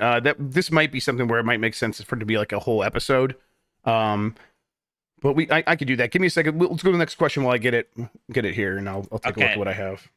Diego RP says, Woof, Jeff, and Mike. I just finished Metroid Prime Remastered a few days ago, which, alongside being a fantastic game, was one experience that benefited a lot from actively taking notes in a notebook along the way to identify which rooms required future items. My question to you this week, what were games in which you felt that the support of pen and paper provided invaluable assistance? Yeah, I mean, I play a lot of adventure games, so there's a lot of those where, yeah, being able to write down notes and whatnot is always helpful. I think even when I was playing Resident Evil not too long ago, I was taking a few notes here and there. But I like Myst was always kind of big on that. I remember my brother AJ playing Myst 3 was doing calculus or something for one of the puzzles, even something crazy like that. So that's fun. Yeah, I do kind of like that stuff. Is there a game you think of that you associate with taking notes? I've never been a note taker in my entire life in school. Jeff, I tell you what, I've never believed anything more readily than that. Yep, that is me, just to my core. That's the kind of person I am. Even when I kind of should for my job, I'm not a good note taker. I'll do a little bit, but sometimes I'll go in like these group interviews, and there will be like a guy with a notepad. Yeah, I remember Steven Totillo, someone who I'm friends with now at this point in our career. I remember he'd be one, and he had his what is the Apple Mini? What is the Mac Mini? Not the Mac Mini, but the MacBook Air. And he would have it with his one hand, and he'd be typing with his other. I'm like, oh man. And I, in my interviews, I don't take notes on the phone, in person. What I'm doing is instead I'm listening for the headline that they're going to say. And then I remember the headline, and then I transcribe it, or I have our transcribing guy back at GameSpeed transcribe it. And then I just do Control F. I find the line where they said, David. Yeah, where they said the headline thing. And then I build it out from there. I'm like, okay, that's what the story's going to be about. And these days with the freaking by Pixel, it's just transcribing it in real time, and it's got those speakers labeled. So yeah, it's way easier. But the one game that does come to mind is I would take screenshots with my tablet of The Witness, and then I would get the stylus out for the tablet, and I would solve the puzzles on there, or like work stuff out, like even when I wasn't playing the game, so I'd have time to just like look at it, so I could like turn the game off and come back to it later, and I would like be drawing all over the drawing and like starting over and things like that. And so that's the one game where I did that, but that was like more helping me ration out the logic. Did you get those EAD things up? Yes, I do. I have them right here. So it's EPD these days. They used to be EAD or whatever. They when they combined them all into a handful of studios after there was like the home console team and the handheld teams, they're now EPD, which I think is entertainment and production development. I don't even know what it stands for. It doesn't matter. Let's go through them. EPD 1 is always very, very busy. They usually what they do is they send their producers out to work with other studios like HAL with Kirby, and with Platinum on Bayonetta, with what's the Xenoblade studio? Monolith, Fire Emblem Intelligent Systems, or Koei Tecmo, and Pokemon. EPD 2 is Smash, Mario and Luigi, Mario Sports, Golden Sun, and Yoshi. They also often are managing those external productions with all of those things. EPD 3 was Zelda, and always will be Zelda, just kind of nonstop Zelda. EPD 4 is the Weird team. They always have a weird project in the works. They did Labo, Ring Fit Adventure, Brain Age, and Game Builder Garage. They haven't done anything since Game Builder Garage. They probably have another weird thing that we'll probably hear about here pretty soon, I bet. I forgot about Game Builder Garage. Yep. EPD 5 is Wii Sports, Splatoon, and Animal Crossing. They did Switch Sports recently. They've done Animal Crossing this generation, and they did Splatoon recently. So they probably are reloading and probably won't have anything until the next Switch, right? They're probably working pretty hard on whatever that next Animal Crossing is, I bet. Yes. That's going to be a very big release on the next They Switch. probably will want to have that ready to go near the beginning of the next Switch, right? That could be like the big year 2 game very easily. Right. It's the kind of thing where it's like, oh, this is a system seller for us to a certain different audience than what all these other games are system sellers for. EPD 6, this is another studio like managed productions with partners. So they do Metroid Prime, Paper Mario, Chibi Robo, and Luigi's Mansion. So you can think like, okay, Retro, and Retro's a first party studio, but still Retro, Paper Mario, Chibi, like Luigi's Mansion is like these are all like mostly first party teams, but they're not done there in Tokyo, or I'm sorry, Kyoto. EPD 7 is Metroid, Rhythm Heaven, Tomodachi Life, Famicom Detective Club, and I think that's so that's 2D Metroid for EPD 7. That's like a Mercury Team and Yes, and then Mercury Team, Mercury Steam. Yes, and then EPD 8 is Super Mario. So I think that's that's the 3D ones. So Super Mario, Captain Toad, NES Remix. They might do the 2D Marios as well. No, that's another one. Here it is. Okay, so EPD 8, Super Mario, Captain Toad, NES Remix. EPD 9 is Mario Kart Arms, and like basically they go back and forth between those. We'll see if they can do another ARMS, I guess. EPD 10 is Pikmin, New Super Mario Brothers, and Super Mario Maker. So they do the 2D Mario ones. So they got Pikmin 4 happening pretty soon. Does that change our calculus on whether or not we're getting a 2D Mario here anytime soon? I think it does. Yeah, I don't think we are getting a 2D Mario anytime soon. And if we are, maybe it's like some new 2D Mario thing that is like this hybrid, and maybe EPD 8 is actually doing it. Maybe, yeah. Because they would have done so EPD 8, Super Mario, Captain Toad, NES Remix. They would have done Bowser's Fury. But if they were like, well, let's try to get another Mario game out before the end of the Switch generation, maybe they like limited their scope or something like that, and they're like, let's do a Donkey Kong Mario game. I guess that's still possible, but we'll see. So yeah, I don't know. It might be worth us taking an episode where we really go through here and try to like say what's the last game they did. What do we know that they're working on next? And if we don't know what they're working on next, let's try to predict it. Maybe we could do that here in the next couple months. Turbo Scar says, "Hey Jeff, handheld aficionado Grubb And Mike, scratch my back, Minotti. That new Retroid, the one with the fold screen? That looks pretty nice, huh? Yes, the Retroid Pocket Flip. Yeah. I wonder how close we are then to actually having dual screen Retroid Pocket, because that would be really cool. I think they will do it eventually. It'll probably just be like a one-off, though. Oh, I'll be right there to one-off like crazy. Yep, left-handed, though. Yes. Nintendo has tasked you with making an Australian-themed RPG. Would that be an ARPG?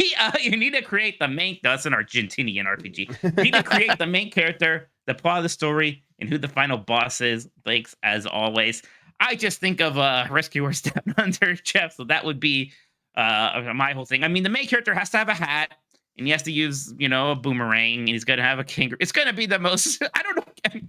It sounds weird to be racist to Australians, but it would be that. It would just be every very bad stereotype that I learned through the things I watched as a kid, yes. like Rescuers Down Under and Crocodile Dundee. every collectible, no matter what, would just be a Foster's. It's like, oh, go get me that thing over there. It's a Foster's branded wheel or something. Like, okay, yeah. Yeah, and who's the villain? It's just some crocodile, right? Yeah, or something that. Yeah, I don't know. Who are the bad guys in Australia? Everything seems kind of morally gray. Right, a poacher. Yeah. I think it's just the Australians, but they're the villains to like the First Nations people that lived there before the other Australians got there. So yeah, it's morally complex. Final boss is Dory from Finding Nemo. That's Australian, if I recall. Next one here is from Detroit Prime. Says, hey, Nintendogs, happy Pie Day. What is your favorite flavor of pie? It is Pie Day. It's March 14th. How about that? I don't like pie. Shocking considering all the fruit fillings. Yeah, even when it's pecan pie, I still find that kind of gross. Or chocolate pie. Don't like pumpkin pie. I don't like pie. I don't have much of a sweet tooth. You know that.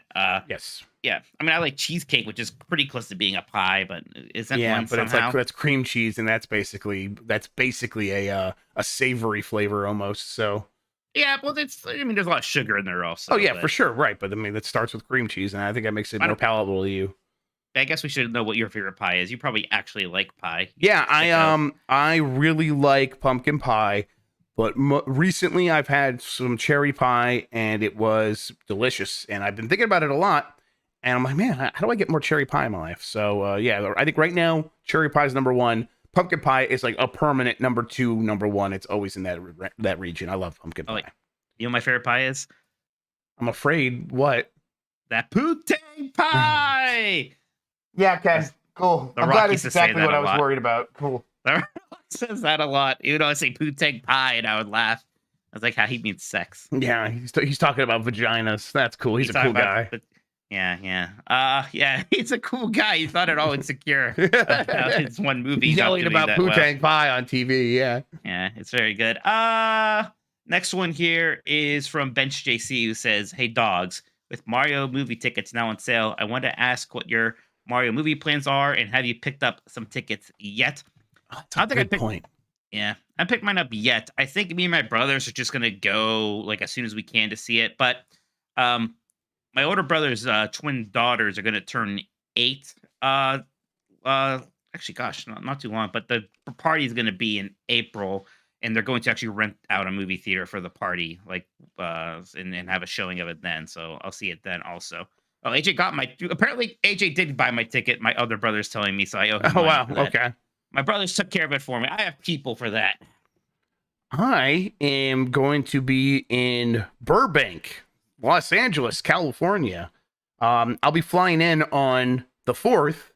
So that's going to be the night of the preview shows, right? Because it opens the next day. So yeah, I'm like, we're supposed to see it for work. If you're a Burbank, you better get those tickets pretty early. Right, though. that's what I'm thinking right now. It's like I gotta man, I wonder if I can get tickets for Man's Chinese Theater or something. Yeah, I wonder if it'll be there or the El Capitan. It's there on the 5th on Wednesday. So I gotta talk to Jan and Dan and see when we could see it. I saw a movie at the Chinese Theater, but it was when I was for the World of Warcraft premiere, and I was on the red carpet and all this stuff. Ooh, very exciting. Vision 49 says, hey, Jeff, in the crosshairs of a Nintendo sniper Grubb, and Mike, that's not a boomer pick, is what a boomer would say, Minotti. What is your all-time favorite kind of disc, card, or cartridge that you've played games on, and why is the correct answer the original PSP discs? UMDs, right? That was the The UMDs were cool. Universal Media Discs. Yeah. This is a pretty good question. Super Nintendo discs are nice because they're easy. You can stack them. You can put them in like drawer. You kind of put them anywhere, and they will look pretty presentable. I like that about them. Game Boy Advance were also pretty nice. They were just kind of easy. Game Boy Advance ones are really durable and small. Yeah. Like I'll just be anywhere and I'll find Game Boy Advance games. Here's this drawer. Here's the Game Boy Advance game in here. It still works. That's fine. For discs, you have to have those tiny GameCube discs, even though it's kind of hard to get them out of that disc tray, Jeff. I wish they thought of something there to make it easier for them to sort of plop out. It's a Centipede Breakout Warlords just pulled out of a disc right now, or out of a desk drawer. So there's my Game Boy Advance. I told you, they're always just hiding in desks somewhere. Exactly. In this drawer.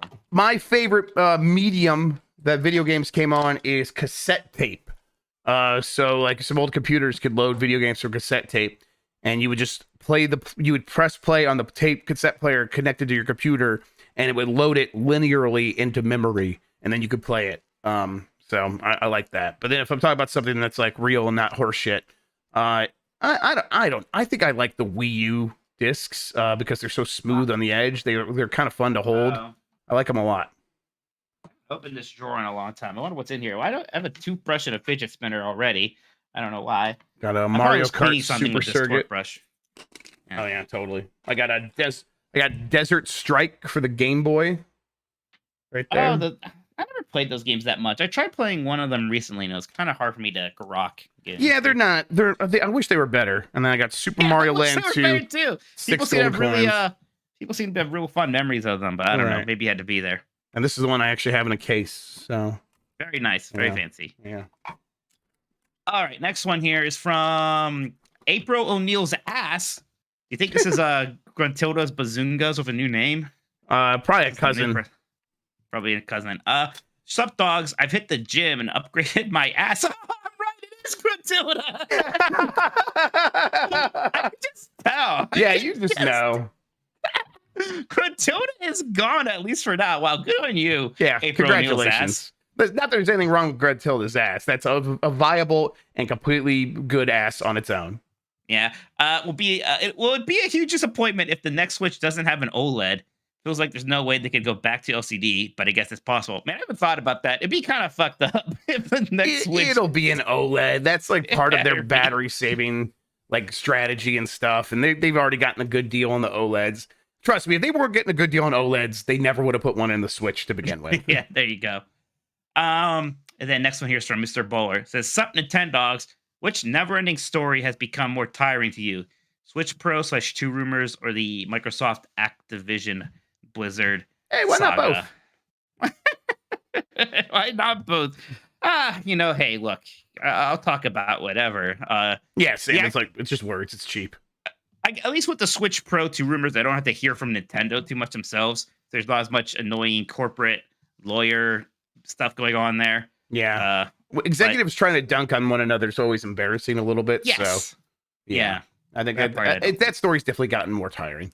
Switch Pro 2, we know that's going to happen eventually.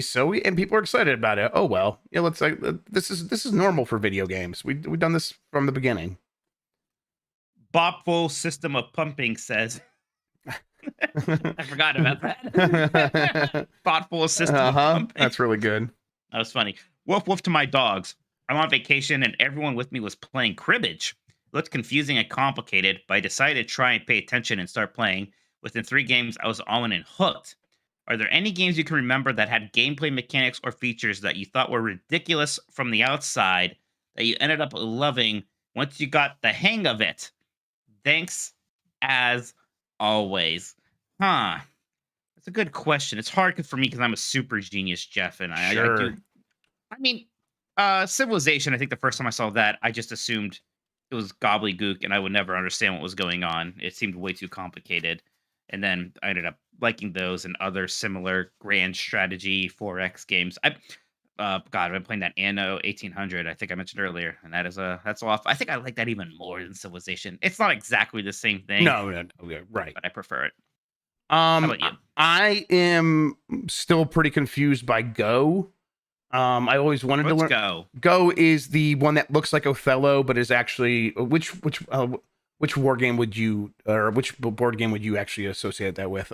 Othello's the one where I know Othello's the one that's like that spot game for the NES. Yes. Okay. So yes. So Go is played on a similar board with similar pieces, but the rules are they're actually simpler, but so the strategies are way more complex. It's the kind of thing like after computers conquered chess, they're like, okay, well, yeah, AIs can beat masters in chess, but can they ever beat the Go masters of the world? And the answer for a very long time was no. And then Google came up with this AI that could finally play Go against the masters in the last 10 years or so. And this was like a huge news story because it's like, oh my God, computers are that good now.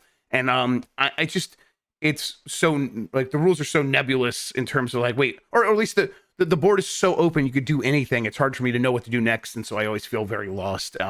And I just would have to play a bunch of games in a row to actually start getting some strategies down. And I've never done that. There's a lot of card games I still don't quite understand. And then I'll learn them and immediately forget. Like Speed. Everyone used to love playing Speed. Speed was always real popular. Yeah, Speed was fun with my friends. And then Euchre. We had a really strong Euchre phase where we would just play that every time we got. And at a certain point, it was just like, I know what I'm supposed to do every time I get a certain set of hands, a certain set of cards in my hands. This is actually kind of boring now because like we played so much. It's like I have to play this card here at this point in time, no matter what, if we're going to maximize our chances of winning. So it felt like we solved the game, and I haven't really played since. I don't even know if I can remember how to play Euchre at this point. Next one's from Hosp, who says, "Hey, dogs, ever keen on an indie? Have you guys checked out Rhythmos on Switch? Solve puzzles, which then create music as diverse as German electronica and Ethiopian jazz. Strong Atari 50 vibes with charging the music's history." No, I haven't heard of this. What is this? What is it called? Rytmos. Rhythmos, if I'm saying that correctly. I'm looking at here. Yeah, it definitely has like that kind of style. This looks kind of, it kind of reminds me of Electroplankton just looking at it. Yeah, sure. I don't know why. Yeah, it could be. Looks like it's got a cool vibe to it. Yeah, I'll check this out. This looks neat. I haven't tried it. Also, real quick, going back to the last one. If you want to learn how to play cribbage, Cribbage with Grandpas is a mobile game where you learn how to play cribbage by playing with your digital grandpa, and it's actually cute. It's very good. It's a very good game, so people should check that out. Can they teach you Jim Rummy also? I think there is like actually a mode in there where it's like he wants to play other games, and I think Rummy might be one. I'm not sure if it's Gin Rummy. I don't really know what the difference is. Yeah. Running Riot says, "It's up, dogs. Switch has had some of the best third-party support in a long time. How well do you think some of those ports do, and do you think it continues with the Switch successor?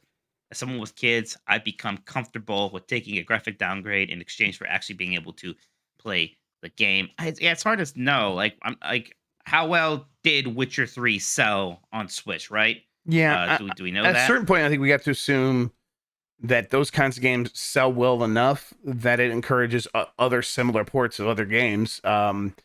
Because like with the Wii U, people saw, oh, no one bought these third-party games. Everyone's just going to stop. No one bought Batman Armored Edition. Yes, so we're just all going to stop doing it. And so, okay, well, they put The Witcher out, and they put a lot of effort into it. And either maybe the friends of friends from developers say, no, it sold pretty well, and they go and do it themselves, or they just take a chance because they see other developers doing it. But I think that these games probably sell fine. I don't think most of them are not breakout hits. Obviously, like a game, if you're Hades, like Hades made just a shit ton of money on the Switch. It was just so massive. It was so big that Nintendo was like, oh, we're making a lot of money on this weird indie game. That's awesome. But when it comes to like just traditional third-party multi-platform games, some of them are probably doing fine. A lot of them are probably not doing great. I know something like Apex Legends, a game that doesn't run very well on the Switch, just doesn't make any money on the Switch at all, really. So there's still those considerations for sure. Jamie H1224 says, "Am I cheating not only the game, but myself by using the rewind feature in Mario and Luigi in order to always get the highest bonus stat increases, or rewinding when I miss a dodge?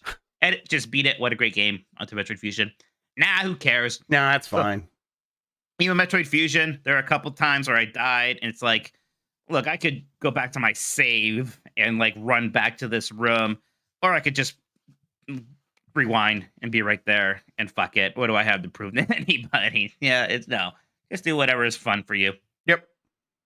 The Uncharted Wolf says, Dear Jeff, wishes he had a British accent Grubb, and Mike calls having... Wait, didn't I read this one? Yeah, I thought you read... and also, I definitely do not wish I had a British accent. Jesus Christ. No, it's the same intro, but it's a different question. Okay, all right.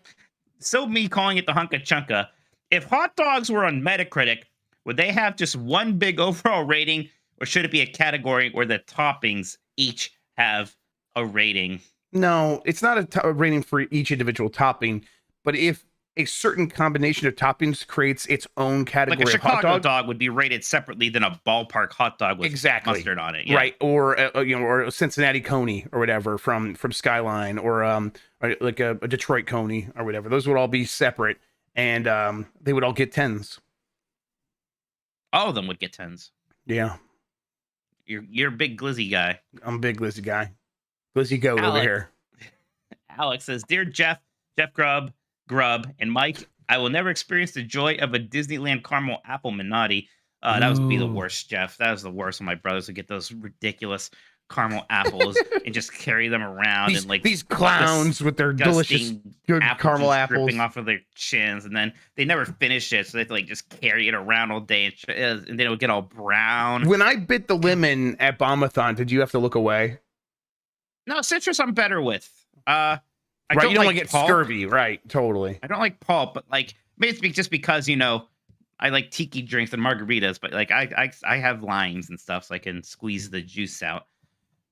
Anywho, he says, "What's the end credit scene of the Mario movie going to be? Sonic had character reveals. What would Nintendo do to get the audience to pop?" I think Wario, Rosalina seem like pretty strong contenders. I still think there's a chance we see like the Yoshi, but if you already show other Yoshis, how do you really like get across that this Yoshi's more important just in a post-credit scene? So maybe not anymore. Yeah, I don't know. We'll take a pick. Wario, Rosalina. What are you feeling, Jeff? Or something else? I'm like, honestly, any character that's in Smash Brothers is big enough that it would get a pop, right? So, because Smash Brothers is so huge. Kids pop for Shadow the Hedgehog, so maybe it's not that hard these days. I was about to be like, is Rosalina really well known enough? And I'm like, I'd like to remind myself, like, of course she is at this point. Like, she is, she would be massive. So, but I don't know. I think a lot of normies would also be like, isn't that just Princess Peach again? So I don't know. I wonder how Hollywood would feel about that. I think Wario probably is pretty likely. I think something Donkey Kong related, but I'm not sure exactly what. It seems like every Donkey Kong related thing is already like, exactly there. Right. They have Cranky Kong in this movie. Right, yeah. I don't know if you're going to end it with King K. Rool. I'd like that, but I would like that too. But that's not. Yeah. So yeah, it's probably is like a Wario sort of thing. Maybe Wart. I think maybe like that would be for a one of, if there's like two post credit scenes, and one of them, like I think Wart could show up in one of them. Jeff, I will buy you a pony if Wart shows up. All right, man. I'll take that. I'll take that deal. Next one here is from the Stolen Name Wolf, who says, "Hey Jeff, Mike, my identity has been stolen. Someone here is posing as the Uncharted Wolf, and I need to know who." What? All right. Yeah, look, this Uncharted Wolf 5 is pink. Their name is Pink, and his is always orange. And he's got the... Okay, well, weird. We got a mystery on our hands. We'll get the Discord Columbo on it. We'll get the mods on that one, I guess. In other news, I want to know y'all thoughts on the Dead Cells return to Castlevania DLC. Do y'all have trouble going back to DLC for games you love, or is this just a me thing? I do have trouble with that, and I would normally never return for DLC. I should return for this one because I love Castlevania. You would really like this. It's really good. Alucard pops up. Richter's there. It's messed up. I haven't played this yet, actually. It's really good. Yeah, I started playing it last night and had a really good time with it so far. Yeah. Apparently, it's Benji Glaskey who sold the name. Pink Wolf is Benji, so that's okay. Fun. Well, Benji, the mod someone changed it back. He did. Benji, you have to change that back now. All right, there we go. Slippery Fish says, "Howdy, Jeff. If Xbox brought back Guitar Hero as a Game Pass platform darling, name your top 3 songs to be included. Real question: should Nintendo just forget Metroid Prime 2 and 3 exist? And why is the answer maybe.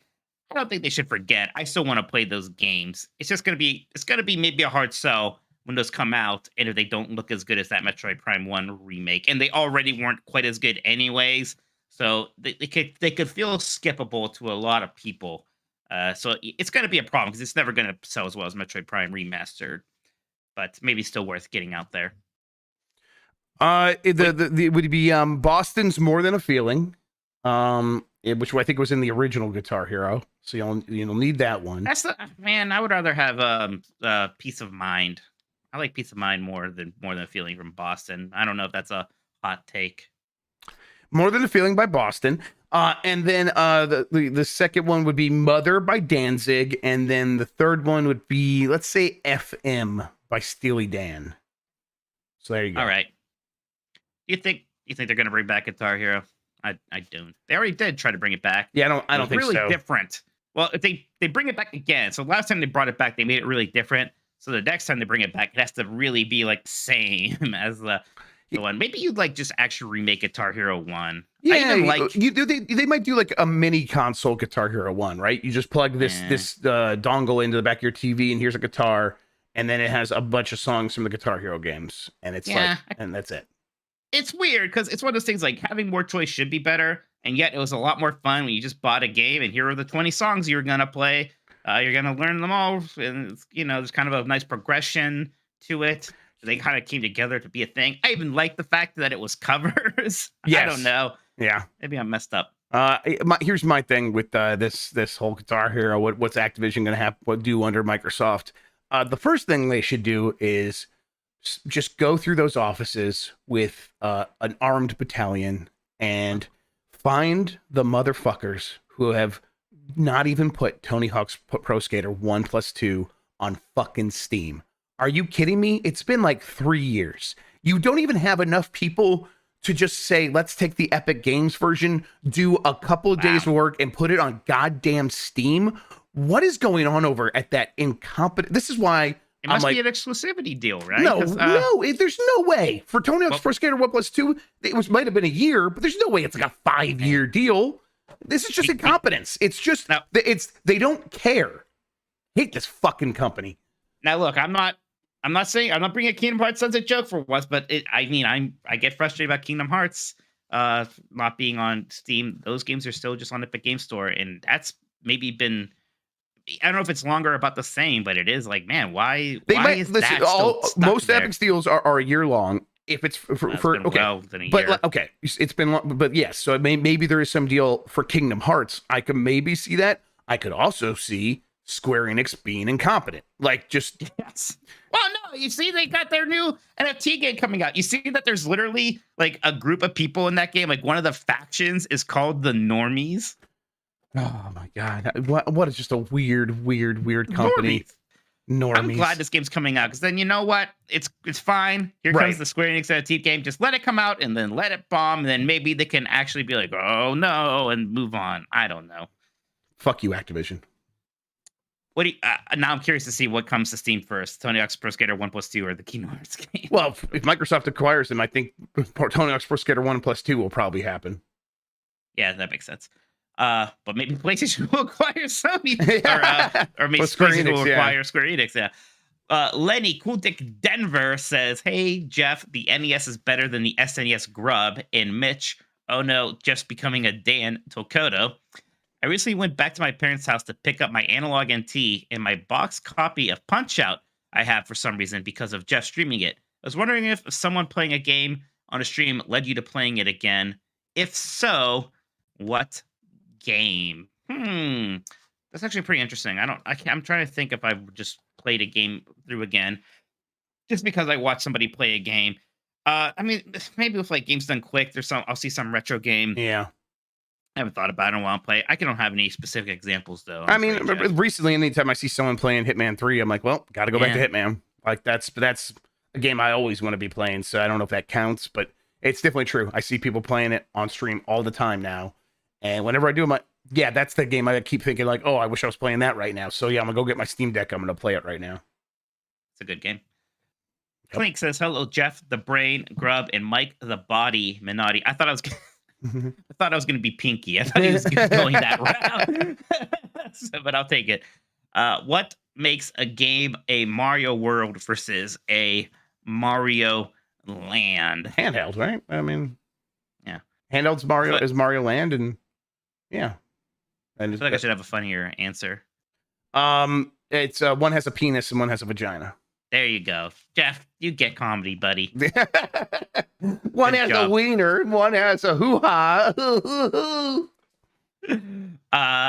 Next one here is from Beef Hammer, who says, do you think Nintendo's giving Xbox a WTF look for basically stealing the Direct branding, first with Developer Direct and now Starfield Direct? What's next? Are they going to release an Xbox that's half as tall as the Series X and call it a GameCube? I would love that. Yeah, this happens all the time with this stuff. Think about how million things are called blank plus, right? Yes. What was the first something one? Works. What's the first one? I don't even know.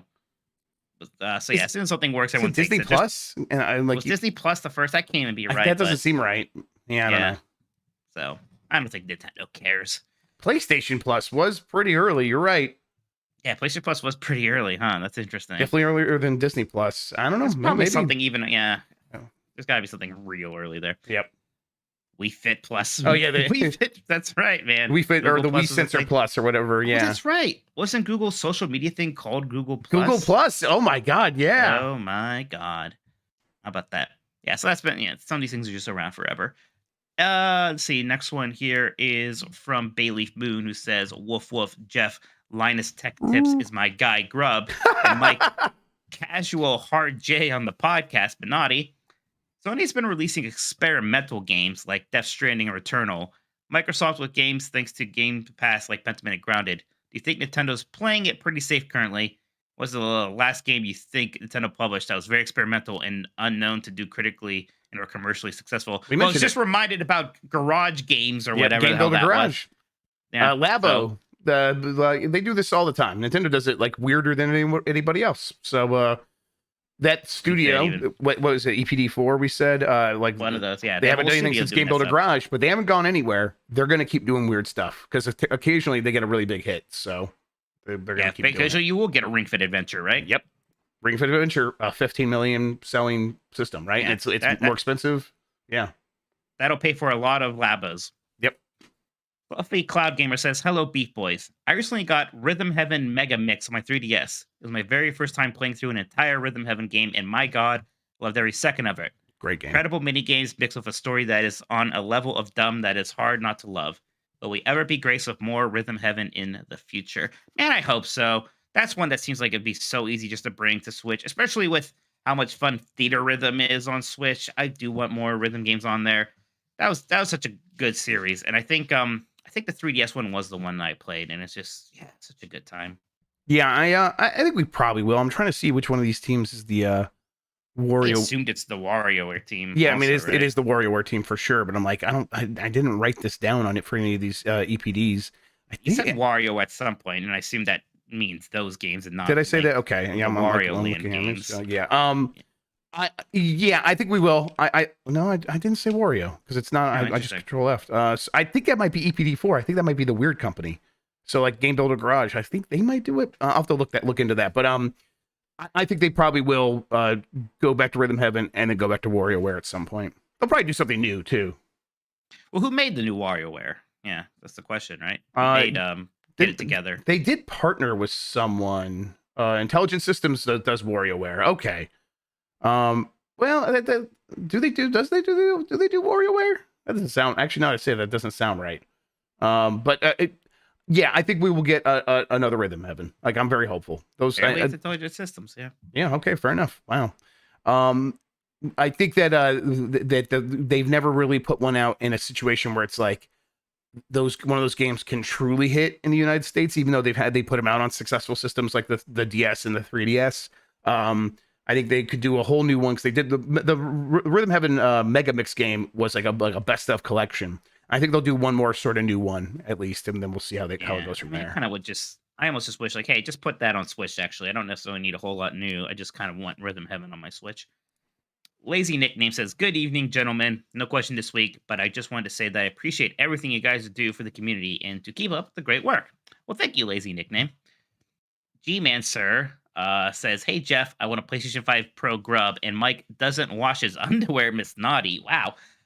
Are you ready for the Doom posting when it's the middle of June and Nintendo hasn't said a word about their summer direct? That was last year, huh? Where they just didn't really say anything during the summer. We all kind of freaked out. Right. Although we said like last year that they would have a series of events instead of the E3. So yeah, that was us.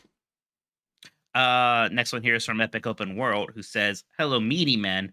Does the PlayStation 5 Pro come out before the Switch Pro or Switch 2? Yeah, we thought about this.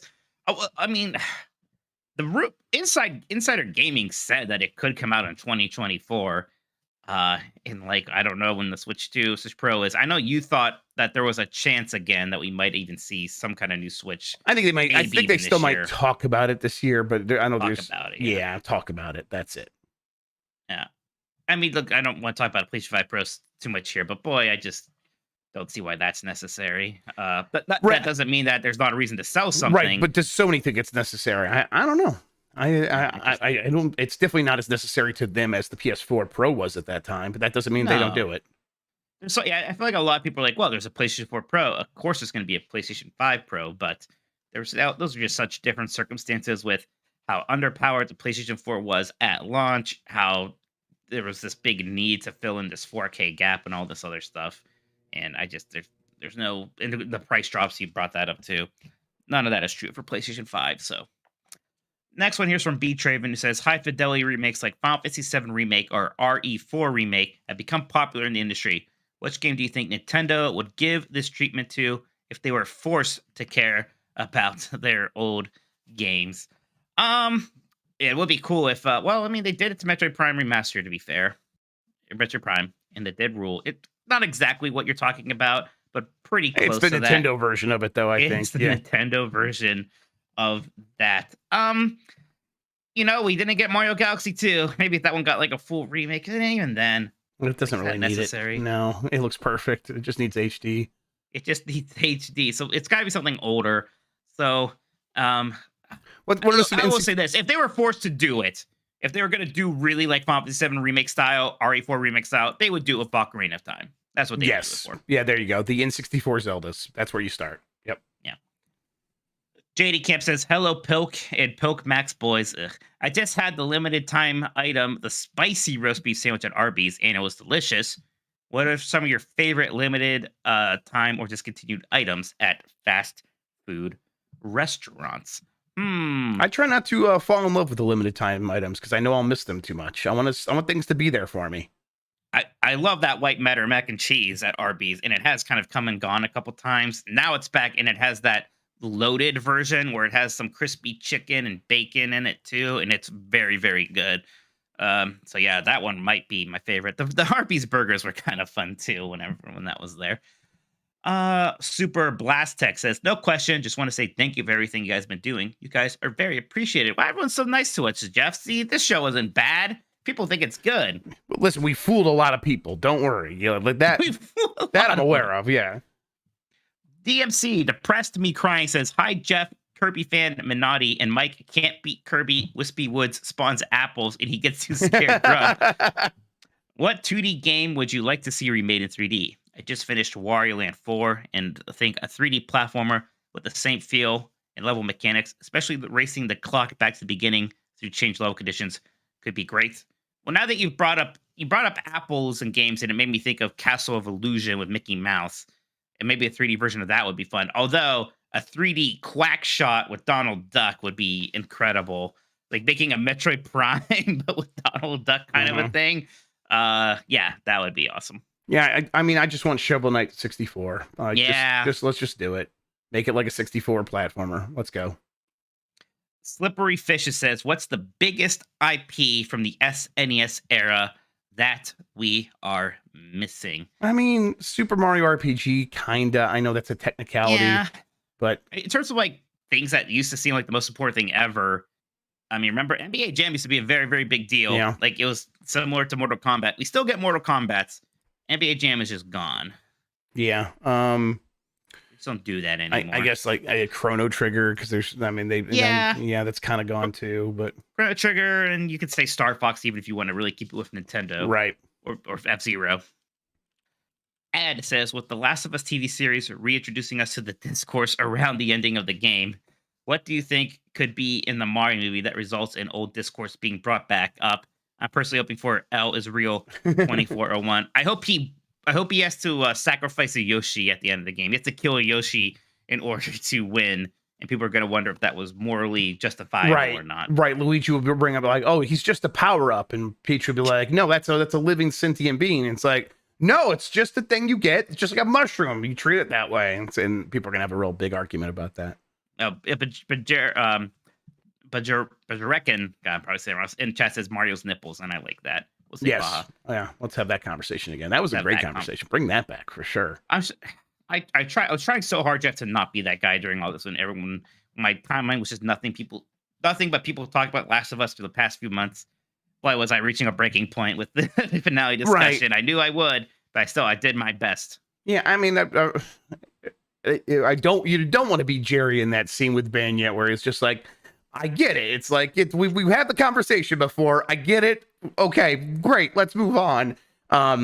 It is new to some people. It's fun for some people to have that conversation. It's totally fine. Absolutely, totally. Go have it. It just it does feel played out for some of us, but that's how that works. Turbo Sean says Shamrock Shakes, yay or nay. I'm not a milkshake guy, Jeff. So I'm gonna say nay. I don't like milky. I don't even like thick drinks. That's gross. I don't want anything thicker than a Guinness. Okay, that's fair. I was trying to I was thinking of thick drinks, but I didn't want to go down that road. Let's Shamrock Shakes. There was an Oreo Shamrock Shake on the picture at McDonald's the other day when I had Addie with me. Wow. And she's like, I want that. I'm like, no, you don't. And she's like, no, I do. Mint flavor. So I got it, and I think me and Steph mostly ended up eating it because the kids actually, of course, didn't like it because it was mint flavor. Yeah. Oh, I've been with the kids enough at restaurants to know that, where they see something on the menu and they think the picture's pretty, so they want it, and you tell them like, look, please trust me that I actually know what that is aside from just looking at a picture, and I know what you like, and I know you're not gonna like it, and then they get very upset because you told them no. Yes, they don't. So you just have to get them the thing, and then they don't like it, and then you try to have like the thing like, wow, what did we learn here? And they learn nothing. They learn nothing. No, they don't learn. They don't care. They don't care. They learned that they want you to go up and get them a Coke now. Yeah, you see, nobody cares. Who cares? Dr. Suss says, hey, butt munchers, if the internet and Metacritic was more popular back when they started, what Nintendo franchises might have had a better chance to blow up more due to good reviews and word of mouth? Star Tropics. Yeah, I knew you were going to say that. RC Pro-Am, no. Rygar, no, that's not Nintendo. Rygar. Spoxanadu. Yeah. Wait, yes. Is that how you say that? Faxanadu? Yeah, I think so. Foxanadu? Yeah. Galaga. Galaga. No, I don't know. Star Tropics. That's a good answer. Thank you. Okay, this is one of our CPU says, okay, you know what? He even told us that we should watch this video, and I certainly didn't. But let's see. I did, but I didn't pay attention to it. So there we go. In Saturday's video, Spawnway says that Nintendo's financial results and investor meetings are coming up in May, and investors are going to ask about a new system when Nintendo lowers Switch sales forecast again. So he's looking at this time period for Nintendo to say something concrete about a new system. Yes. This makes sense to me because even though NX, as the Switch was called, was first announced alongside their mobile game announcement 2 years before Switch launched, they didn't want people to think they were going third party. They really started talking about it in April 2016 alongside financial results. Do you agree that Nintendo is likely to say something around this time? Okay, look at it. He's got a lot of, he's like cited his sources. Yeah. He put more work into this than I put into any of my homework assignments in high school where I was supposed to source things. This is, yes, honestly, this is more work than I probably did my entire senior year. Okay. Yes. Moving on. All right. Yeah, no. Be incredible that he put into it. Yeah, I mean, I always kind of felt like this is like, yeah, one of these investor calls, Nintendo's going to feel the need to quell investor concern. And it's, Nintendo's stock price has been okay. It's been mostly up over the last several years, but a lot of Japanese tech companies got a big boost, and Nintendo was left out of that. So its stock price isn't necessarily like sky high right now. And if they go into one of these meetings and they have to say, yeah, we dropped how many, we lowered our expectations for the Switch last time, and now we're going to do it again. They probably, I think Spawn's exactly right. They will come into that meeting ready to talk about the Switch follow-up to some degree to quell those concerns. I don't know if they give a timeline or anything else like that, but they might just be like, hey, this is in the works. We're going to start talking about it later, but by next year we'll be talking about it, something like that. I think that's very likely. Man, I do remember when they did just have to talk about NX and mobile games immediately because the Wii U did so poorly. And it really was like, hey, what's going on here? So yeah, circumstances are a bit different, but yeah, you definitely have to make those investors happy, and there's going to be probably some anxiety at the next earnings. Yeah, just for some of these references, he said the Dolphin announced in May 1999. The Revolution announced at E3 in May 2004. Fucking E3 in May. Project Cafe announced in April 2011. Was that the airplane hangar E3? The 2004. That sounds right. I remember it was earlier than usual. 2006. This wasn't in Atlanta. Atlanta was in the 90s. Yeah, I mean, if it wasn't in June, I feel like it must have been that weird one, but I don't know. I'll look it up. Wii was released in November 2006 after the announced at E3 in May 2004. Yeah, so I mean, this is the time of year. I think this is right. Yeah, I think we're going to hear about this probably at this next investor call. And if we don't, maybe we got to rethink a lot of things about the timing of this next system. Yeah, I think that makes sense. No, I think 2004 was a pretty normal E3 actually. Right. Okay. 2006, you're right, was the downsized one. Okay, cool. I was like trying to place that in my head. Good job. Yeah. That does it for questions from Discord. We did get some super chats, Jeff. Would you like to read those? Yeah, let me get to these right here. I think these are all of them. Let me get to the Uncharted Wolf. Said, to clarify, me and Benji agreed on the name change together. We wanted to confuse the hell out of Mike. Well, congratulations. I was confused. Good job. You did it. Thank you so much, Wolf. Ovaltine 11. Switch has a trove of Game Boy Advance games on it. Castlevania, Mega Man Zero, Game Boy Advance, Nintendo Switch Online, Battle Network. What Game Boy Advance games do you need on Switch? Final Fantasy Tactics for me. That's one I want as well, Ovaltine. Yeah, he's right, because we have the Mega Man Zeros on there, and we have the Castlevanias, and those are the big ones outside the Nintendo stuff that they're already seem to be giving us. Like, you know, there's some weirder things like Astro Boy, Ninja 5-0. Yeah, and like I feel like there's something I'm definitely forgetting here, but yeah, when you cover my Mega Man Castlevania bases, I like those Game Boy Advance versions of Final Fantasy 4, 5, and 6 a lot, especially for 5 and 6. There's no way they're releasing those, and honestly, at this point, I kind of do expect something bigger and better than Have they said anything about the Fire Emblem games? I think the Fire Emblem one of them's coming. Right? Yeah, that's right. One of them was one that's coming. I think it was one that was just called Fire Emblem here. So I assume we'll get Sacred Stones. I hope that we get the one that never got localized here before. That would be pretty cool. That would be indeed one. Mother 3, of course. Mother 3 is huge. We'll see if that ever happens. But yeah, why not? Yeah. I'm gonna look up best Game Boy Advance games because Tony Hawk's Pro Skater. That would be cool. That'd be fun. At least just one of them. Just one of them. Yeah. We don't have Wario Land 4. Oh, Drill Dozer. You brought up Drill Dozer before. Drill Dozer would rule, especially if they have the Rumble support. They could like redo the haptics for that. That could be really cool. I would like that. And I like the Game Boy Advance Mario Tennis and Mario Golfs quite a lot. Yes, they should do that. They haven't announced either of those, have they? Oh, okay, yeah. No, they have not announced those, so that would be a big one for me, I think. Yep. Yeah, that's about right. Super Monkey Ball Jr. Super Monkey Ball Jr. Yeah, the one we always play on Arcade Pit. Yeah, that's right. Works better than it should. Okay, Sewer Link. Mike, Disney Quest plus Nintendo, what games would you include? Disney Quest, was that the So Disney Quest was like their indoor kind of virtual reality theme park. Right. So there's a lot of virtual reality attractions. So like they had the Magic Carpets of Aladdin where you sat on this thing and you put the VR helmet on, you're kind of flying around. So, just do that, but make it Mario 2 themed and you're Mario on one of those carpets that he can fly on. So Super Mario Brothers 2.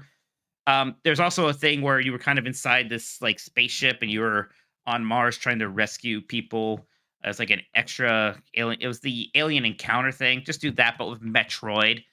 Then they had it's called Ride the Comics, and it was like you had a helmet on, but you're also swinging lightsabers around, and that can just be Fire Emblem instead, and put the waifus really close, Beautiful. very close. Beautiful. Thank Johnny Danger. Will Nintendo ever make another handheld? Jan brought this up on the Bombcast today. Yeah, I guess I was kind of I was surprised Jan brought this up. I'm surprised he brings it up. I mean, no, the whole point is that it's just one thing now, and it was obviously very successful. This is it. They're not going to. They didn't bring them together to pull them apart again. Right. So the reason I think when people are trying to like figure out like what could this mean is because Bowser did say, "Hey, we have the Switch, and the reason we're excited about the Switch is it's unique, and there's nothing else like it, and it's still." And the thing we like to do is Nintendo, and he did this part unprompted. We always like to have that thing that like sets our stuff apart and it's different and makes it like feel like its own thing. And I think people want to be like, "Well, he's talking about the next thing, and the next thing's going to be different than the Switch." Again, I just think that was him talking. I think that was Bowser just him talking. saying things. And also, we already have a Switch Lite. There you go. There's your hand. Yeah, and also like just to like go back to it, EPDs, these development studios came together to make games for a singular platform, and that the headache that it would cause to them be like, all right, now we have two different platforms, and you guys need to start figuring out how to make games for these different platforms. They're not going to do that. I think that's absolutely right.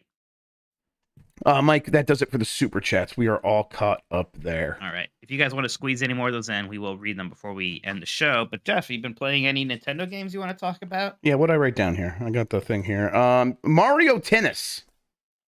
I've been playing Mario Tennis. You've been playing Mario Tennis 64. Played it 2 weeks in a row on UPF, which if anyone's been listening to us and you haven't been watching those UPFs the last couple of weeks, where at least the last two ones that Mike that was on, you guys should check those out. That's a fun game. Fun.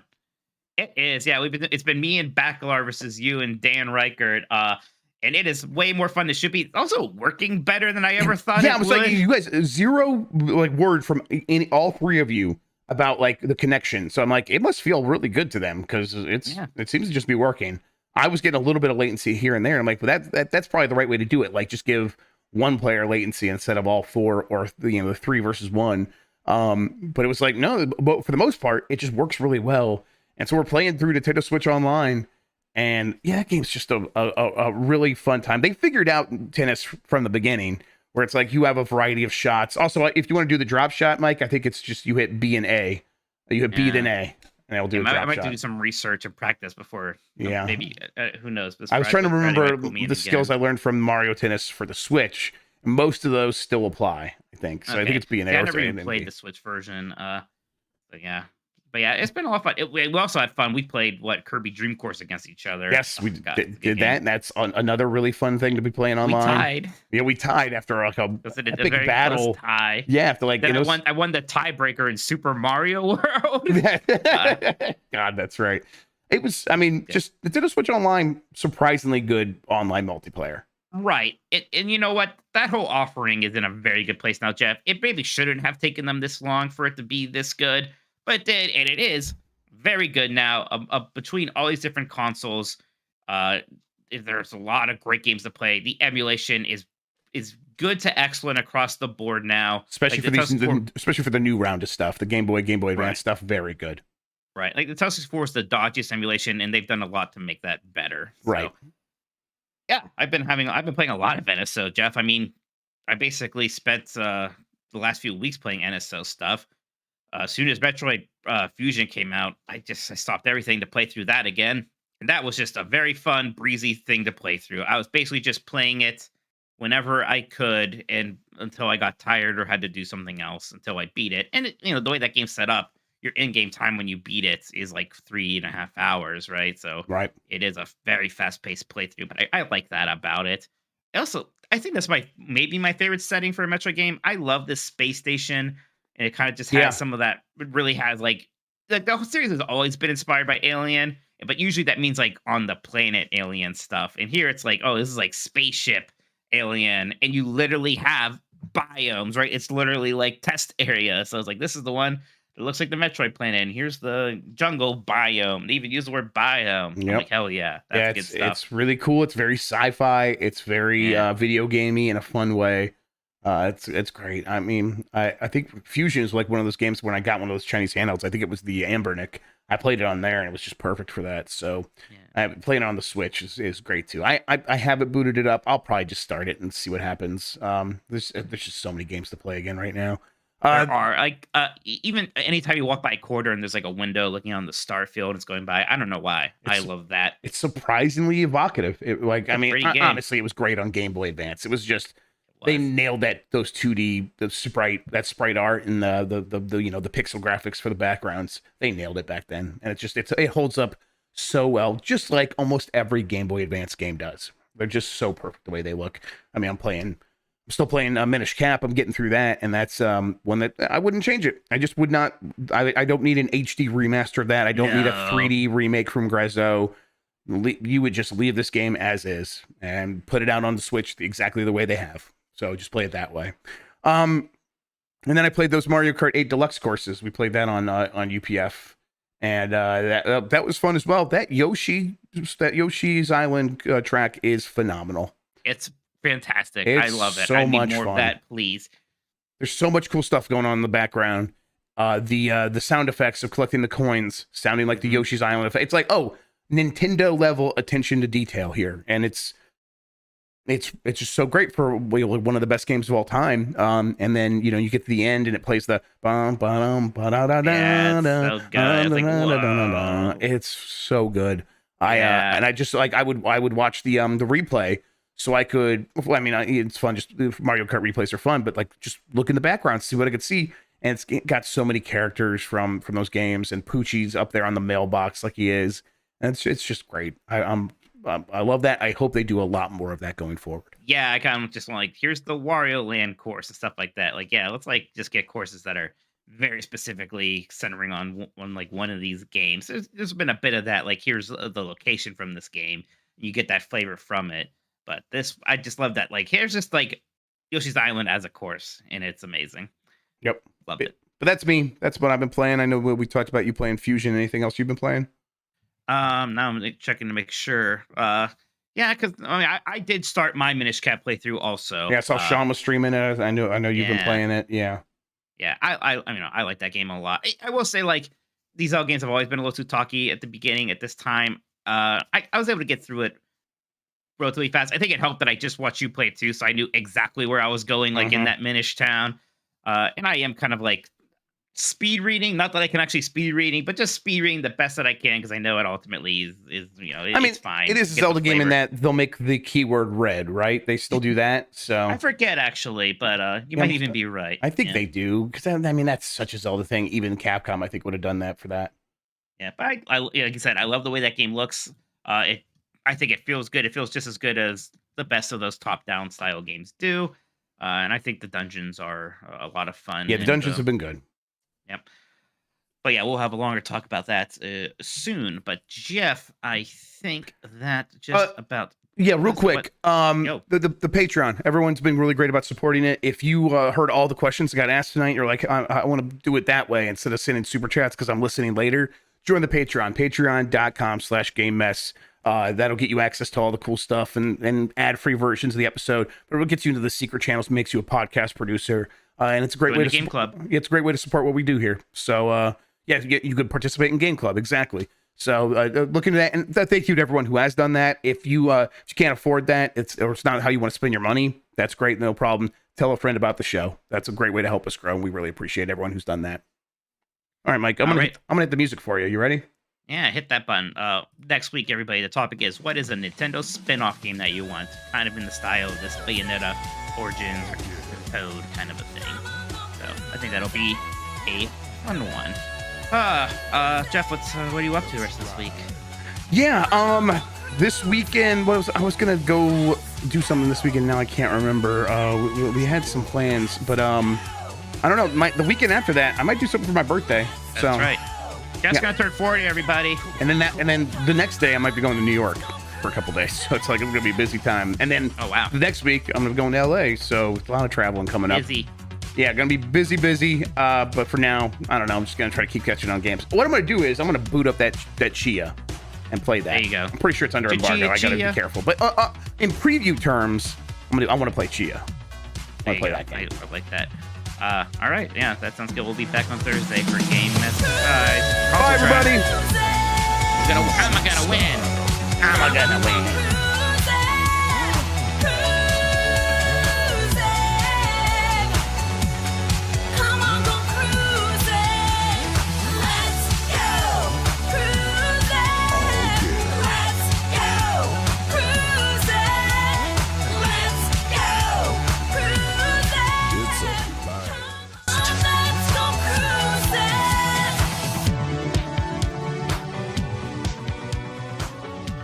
The fade didn't work. Do it again.